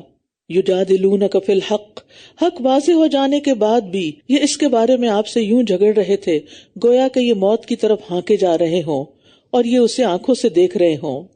اور جب اللہ تم سے دو گروہوں میں سے ایک کا وعدہ کر رہا تھا کہ یقیناً وہ تمہارے لیے ہوگا اور تم چاہتے تھے کہ بغیر کانٹے یعنی ہتھیار والا تمہارے لیے ہو جائے، اور اسی پر اختلاف تھا، اور اللہ چاہتا تھا کہ حق کو اپنے کلمات سے حق ثابت کر دے اور کافروں کی جڑ کاٹ ڈالے۔ لِيُحِقَّ الْحَقَّ وَيُبْطِلَ الْبَاطِلَ وَلَوْ كَرِهَ الْمُجْرِمُونَ، تاکہ وہ حق کا حق ہونا اور باطل کا باطل ہونا ثابت کر دے، خواہ مجرموں کو ناگوار ہی گزرے۔ استستغیثون ربکم، جب تم اپنے رب سے فریاد کر رہے تھے تو اس نے تمہاری فریاد سن لی کہ میں بے شک تمہیں 1000 فرشتوں کے ساتھ مدد دینے والا ہوں جو یکے بعد دیگرے آنے والے ہیں۔ جنگ بدر میں مسلمانوں کی تعداد 313 تھی، جبکہ مقابل دشمن 3 گنا زیادہ تھا، 1000 کے قریب۔ ان کے پاس اسلحے کی فراوانی بھی تھی، مسلمانوں کے پاس اسلحہ بھی نہیں تھا، سواریاں بھی کم تھی۔ تو خود نبی صلی اللہ علیہ وسلم الگ ایک خیمے میں بہت الہا و زاری میں مصروف دعا تھے، اپنے رب سے فریادیں کر رہے تھے، تو اللہ تعالیٰ نے دعائیں قبول کر لیں اور 1000 فرشتے ایک دوسرے کے پیچھے مسلسل لگاتار مسلمانوں کی مدد کے لیے آ گئے، جس سے پتہ چلتا ہے کہ دعا میں استغاثہ کرنا چاہیے، عاجزی اختیار کرنی چاہیے، دل حضوری ہونی چاہیے، فریادیں کرنی چاہیے، اور اللہ نے اس کو محض ایک خوشخبری بنایا ہے اور تاکہ اس سے تمہارے دل مطمئن ہو جائیں، ورنہ مدد تو صرف اللہ کے پاس سے ہی آتی ہے۔ بے شک اللہ بہت زبردست خوب حکمت والا ہے۔ یعنی فرشتوں کے نزول کا مقصد مومنوں کو خوشخبری دینا تھا، اطمینان ان کے دلوں میں پیدا کرنا تھا، ورنہ اللہ تعالیٰ تو فرشتوں کے بغیر بھی مدد دے سکتا ہے، لیکن اس کا یہ مطلب نہیں کہ فرشتوں نے عملاً مدد نہیں کی تھی، مدد کی تھی جب وہ اپنی طرف سے امن دینے کے لیے تم پر اونگ طاری کر رہا تھا اور آسمان سے تم پر پانی برسا رہا تھا تاکہ اس کے ذریعے تمہیں پاک کر دے اور شیطان کی نجاست یعنی وسوسے کو تم سے دور کر دے اور تاکہ تمہارے دلوں کو مضبوط کر دے اور اس کے ذریعے تمہارے قدموں کو جما دے۔ جنگ احد کی طرح جنگ بدر میں بھی مسلمانوں پر اونگ طاری ہوئی تھی، اور پھر ایک اور انعام بھی ہوا کہ بارش نازل فرما دی، جس سے وضو اور طہارت میں آسانی ہو گئی، پینے کے لیے پانی مل گیا، اور ریتلی زمین پہ بارش پڑی تو چلنا پھرنا آسان ہو گیا۔ اور جب آپ کا رب فرشتوں کی طرف وحی کر رہا تھا کہ میں تمہارے ساتھ ہوں، بس تم ان لوگوں کو ثابت قدم رکھو جو ایمان لائے، ان قریب میں کفر کرنے والوں کے دلوں میں روب ڈال دوں گا، بس تم گردنوں پر وار کرو اور ان کے ہر پور پر ضرب لگاؤ۔ یہ اس لیے کہ انہوں نے اللہ اور اس کے رسول کی مخالفت کی، اور جو کوئی اللہ اور اس کے رسول کی مخالفت کرتا ہے تو یقیناً اللہ سخت سزا دینے والا ہے۔ یہ ہے سزا تمہاری، بس چکھو اسے، اور یقیناً کافروں کے لیے آگ کا عذاب ہے۔ یا ایھا الذین آمنو، اے لوگو جو ایمان لائے ہو، جب تمہاری میدان جنگ میں ان لوگوں سے مٹ بھیڑ ہو جنہوں نے کفر کیا تو ان سے پشتے نہ پھیرو۔ زحفن کا معنی ہوتا ہے ایک دوسرے کے مقابل آنا، دو بدو ہونا، یعنی جب صفیں ایک دوسرے کے سامنے آ جائیں جنگ کے لیے تو پھر بھاگ نہیں سکتے۔ جنگ سے بھاگنے کو کبیرہ گناہ قرار دیا گیا، اور جو کوئی ان سے اس دن اپنی پشت پھیرے سوائے اس کے جو جنگ کے لیے پینترا بدلنے والا ہو یا کسی گروہ کی طرف پناہ لینے والا ہو تو یقیناً وہ اللہ کے غضب کے ساتھ پلٹا اور اس کا ٹھکانہ جہنم ہوگا، اور وہ کتنا برا ٹھکانہ ہے۔ فَلَمْ تَقْتُلُوهُمْ وَلَكِنَّ اللَّهَ قَتَلَهُمْ وَمَا رَمَيْتَ إِذْ رَمَيْتَ وَلَكِنَّ اللَّهَ رَمَى۔ تو در حقیقت تم نے انہیں قتل نہیں کیا تھا بلکہ اللہ ہی نے انہیں قتل کیا تھا، اور جب آپ نے خاک پھینکی تھی تو آپ نے نہیں پھینکی تھی بلکہ اللہ ہی نے پھینکی تھی تاکہ وہ مومنوں کو اپنی طرف سے عمدہ امتحان سے گزار دے۔ بے شک اللہ خوب سننے والا، خوب جاننے والا ہے۔ جنگ بدر میں مسلمانوں کو عظیم الشان کامیابی حاصل ہوئی، لیکن یہ ساری کامیابی صرف اور صرف اللہ کی مدد کی وجہ سے تھی۔ یہ اللہ کی مدد کا نتیجہ تھا۔ نبی صلی اللہ علیہ وسلم نے کفار کی طرف جو ریت پھینکی تھی اس کی تاثیر کیا ہوئی کہ وہ ان کی آنکھوں میں پڑ گئی اور وہ دیکھنے کے قابل نہ رہے، چندیا گئی ان کی آنکھیں، اور نتیجتاً مسلمانوں کو اس سے بھی مدد ملی۔ لیکن اس میں تاثیر کس نے پیدا کی؟ اللہ سبحانہ و تعالیٰ نے۔ یعنی آپ اگر کسی بھی چیز کو، کسی ٹول کو استعمال کرتے ہیں اور وہ عین وقت پر کام آ جاتا ہے تو یہ بھی اللہ کی مدد ہوتی ہے، ورنہ کئی دفعہ ایسے ہوتا ہے ریسورسز ہوتے ہیں لیکن کام نہیں آتے۔ یہ بات تو اس طرح ہے، اور یقیناً اللہ کافروں کی چال کو کمزور کرنے والا ہے۔ ان تستفتحوا فقد جاءکم الفتح، اگر تم لوگ فیصلہ چاہتے تھے تو بے شک فیصلہ تمہارے پاس آ گیا ہے، اور اگر تم باز آ جاؤ تو یہ تمہارے لیے بہتر ہے، اور اگر تم لوٹو گے تو ہم بھی لوٹیں گے، اور تمہاری جماعت ہرگز تمہارے کچھ کام نہ آئے گی اگرچہ وہ کثرت میں ہو، اور بے شک اللہ مومنوں کے ساتھ ہے۔ ابو جہل وغیرہ نے مکہ سے نکلتے ہوئے دعا کی تھی، اللہ ہم میں سے جو تیرا زیادہ نافرمان ہے اور رشتہ داریوں کو کاٹنے والا ہے، کل تو اسے ہلاک کر دے۔ تو ان کا خیال یہ تھا، ان کی غلط فہمی یہ تھی کہ نبی صلی اللہ علیہ وسلم نے رشتوں کو کاٹ دیا ہے، لوگوں میں پھوٹ ڈال دی ہے، کیونکہ وہ آپ کو اللہ کا نبی نہیں مانتے تھے۔ وہ یہ نہیں سمجھ رہے تھے کہ یہ اللہ کے حکم سے ہی سب کچھ بتا رہے ہیں۔ آج بھی آپ دیکھیں کہ آپ لوگوں کو اگر دین کی تعلیم دیتے ہیں اور اس کی وجہ سے لوگوں میں اگر کچھ دوریاں آ جاتی ہیں ذہنی دوری کی وجہ سے، تو وہ دین کو بدنام کرتے ہیں، حالانکہ دین کا اس میں کوئی قصور نہیں۔ بات یہ ہے کہ جو حق کو پہچان کر بھی حق قبول نہیں کرتے، پھر وہ ان لوگوں جیسے کیسے ہو سکتے ہیں جنہوں نے اسے قبول کر لیا ہو۔ یا ایھا الذین آمنوا اطیعوا اللہ ورسولہ ولا تولوا عنہ وانتم تسمعون، اے لوگو جو ایمان لائے ہو، اللہ اور اس کے رسول کی اطاعت کرو اور اس سے منہ نہ پھیرو جبکہ تم سن رہے ہو، یعنی اللہ اور اس کے رسول کی بات سن کر پھر اس کو اپنا لینا چاہیے، منہ نہیں موڑنا چاہیے۔ اور تم ان لوگوں کی طرح نہ ہو جانا جنہوں نے کہا ہم نے سنا حالانکہ وہ سنتے نہیں، بس وہ باتیں ان کے کانوں سے صرف ٹکراتی ہیں، دل تک نہیں جاتی، ان کا عمل نہیں بدلتا۔ ان شر الدواب عند اللہ الصم البکم الذین لا یعقلون، بے شک اللہ کے نزدیک بدترین جاندار وہ بہرے گنگے لوگ ہیں جو عقل سے کام نہیں لیتے، جو اپنی عقل استعمال نہیں کرتے۔ انسان عقل کی بنیاد پر ہی سارے حیوانات سے فوقیت رکھتا ہے، ان سے ممتاز ہے، لیکن اگر کوئی شخص عقل سے کام نہ لے، عقل استعمال نہ کرے اور حماقت کا ثبوت دے، چاہے دین کا معاملہ ہو چاہے دنیا کا معاملہ ہو، تو پھر ایسا انسان جانوروں سے بھی بدتر ہے۔ وَلَوْ عَلِمَ اللَّهُ فِيهِمْ خَيْرًا لَأَسْمَعَهُمْ وَلَوْ أَسْمَعَهُمْ لَتَوَلَّوْا وَهُمْ مُعْرِضُونَ، اور اگر اللہ ان میں کوئی بھلائی جانتا تو ضرور انہیں سنوا دیتا، اور اگر وہ انہیں سنوا بھی دیتا تو یقیناً یہ منہ پھیر جاتے، اور یہ ہیں ہی بے رخی کرنے والے، حق کا انکار کرنے والے، حق کو سننے سے اور سن کر فائدہ اٹھانے سے محروم ہی رہتے ہیں، کیونکہ ان کے اندر حق کو لینے کی، قبول کرنے کی طاقت ہی نہیں ہوتی، شوق ہی نہیں ہوتا، رغبت ہی نہیں ہوتی۔ تو اللہ کا کلام سن لینے کے بعد جس کے اندر بھلائی ہوتی ہے وہ کیا کرتا ہے؟ اس کو قبول کر لیتا ہے، اور جس کے اندر کوئی بھلائی نہیں ہوتی وہ اس کو سنی انسنی کر دیتا ہے، گویا اس نے سنا ہی نہ ہو۔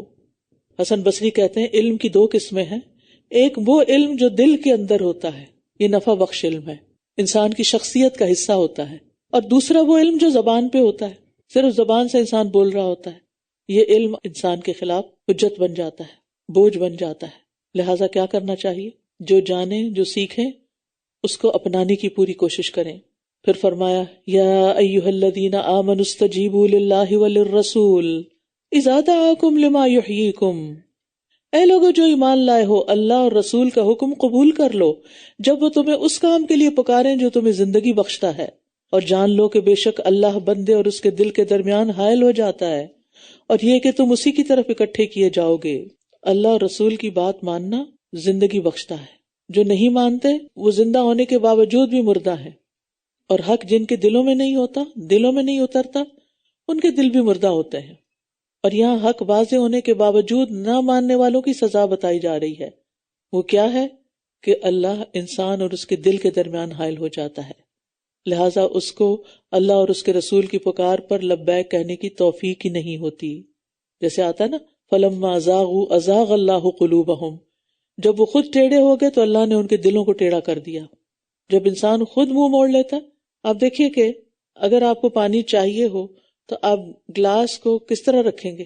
سیدھا رکھیں گے نا، تاکہ دوسرا اس میں پانی ڈال دے، لیکن اگر آپ نے اس کو موڑ دیا تو کیا ہوگا؟ ٹیڑھا ہو گیا تو کیا ہوگا؟ اندر کچھ نہیں جائے گا، باہر سے باہر چلا جائے گا، ایک کان سے سن کے دوسرے سے نکل جائے گا، صرف وہ کانوں سے ٹکرائے گا، اندر نہیں جائے گا۔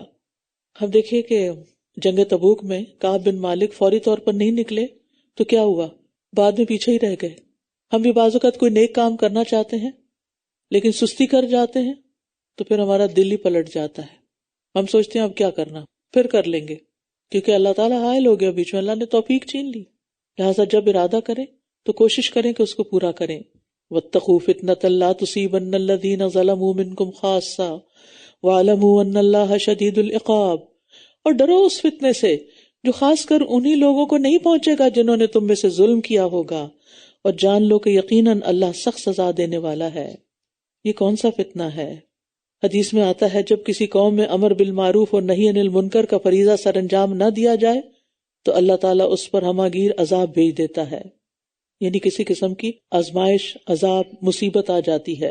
اور یاد کرو جب تم بہت تھوڑے تھے، زمین میں کمزور سمجھے جاتے تھے، تم ڈرا کرتے تھے کہ کہیں لوگ تمہیں اچک نہ لے جائیں، پھر اس نے تمہیں ٹھکانہ دیا یعنی مدینہ میں، پھر اپنی مدد سے تمہاری تائید کی اور تمہیں پاکیزہ چیزوں میں سے رزق عطا کیا تاکہ تم شکر ادا کرو۔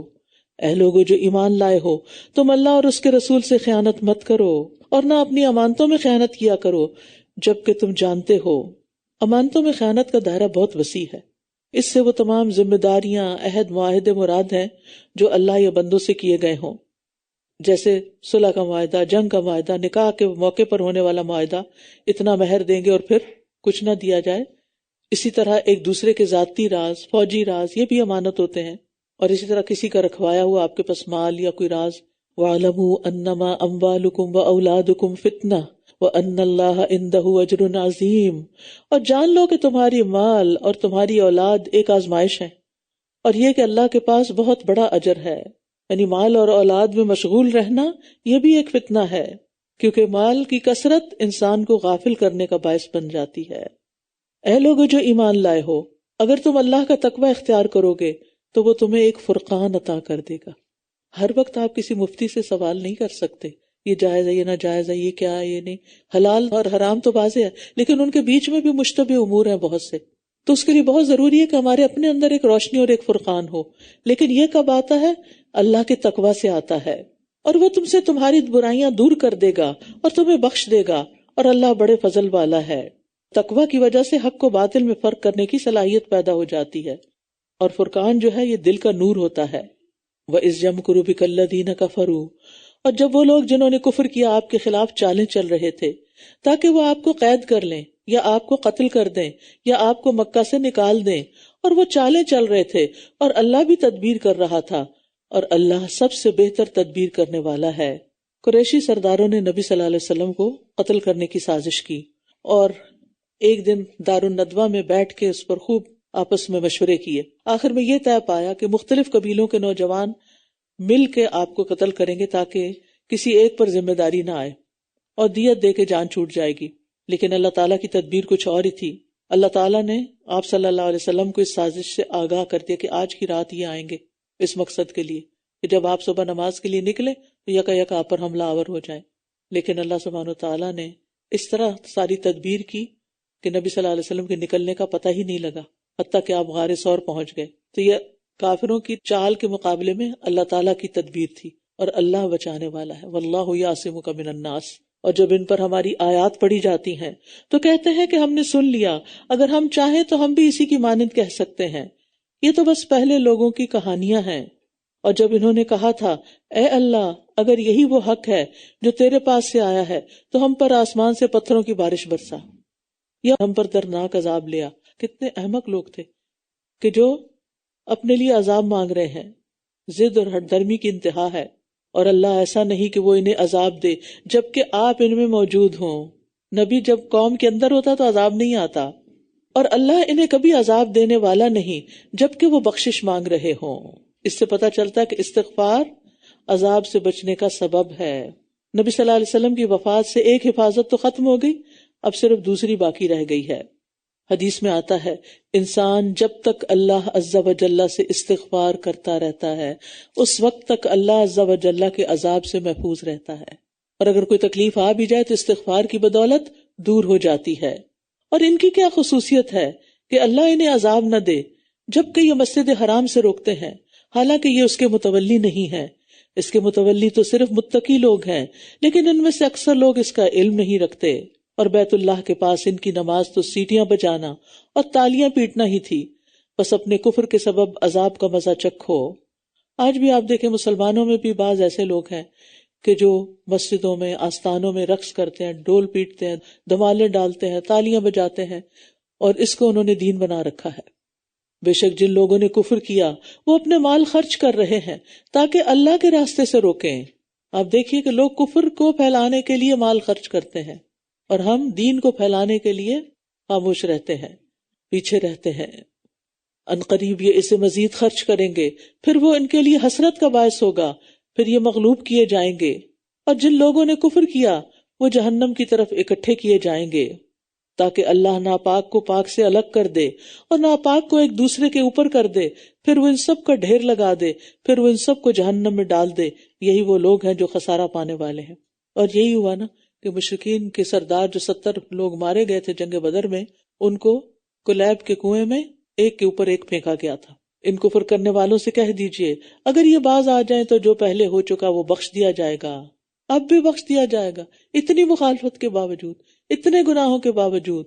اور اگر یہ پھر وہی کچھ کریں گے تو یقیناً پہلے لوگوں کا طریقہ تو گزر چکا ہے۔ تو اسلام قبول کرنا پچھلے گناہوں کی معافی کا ذریعہ بن جاتا ہے۔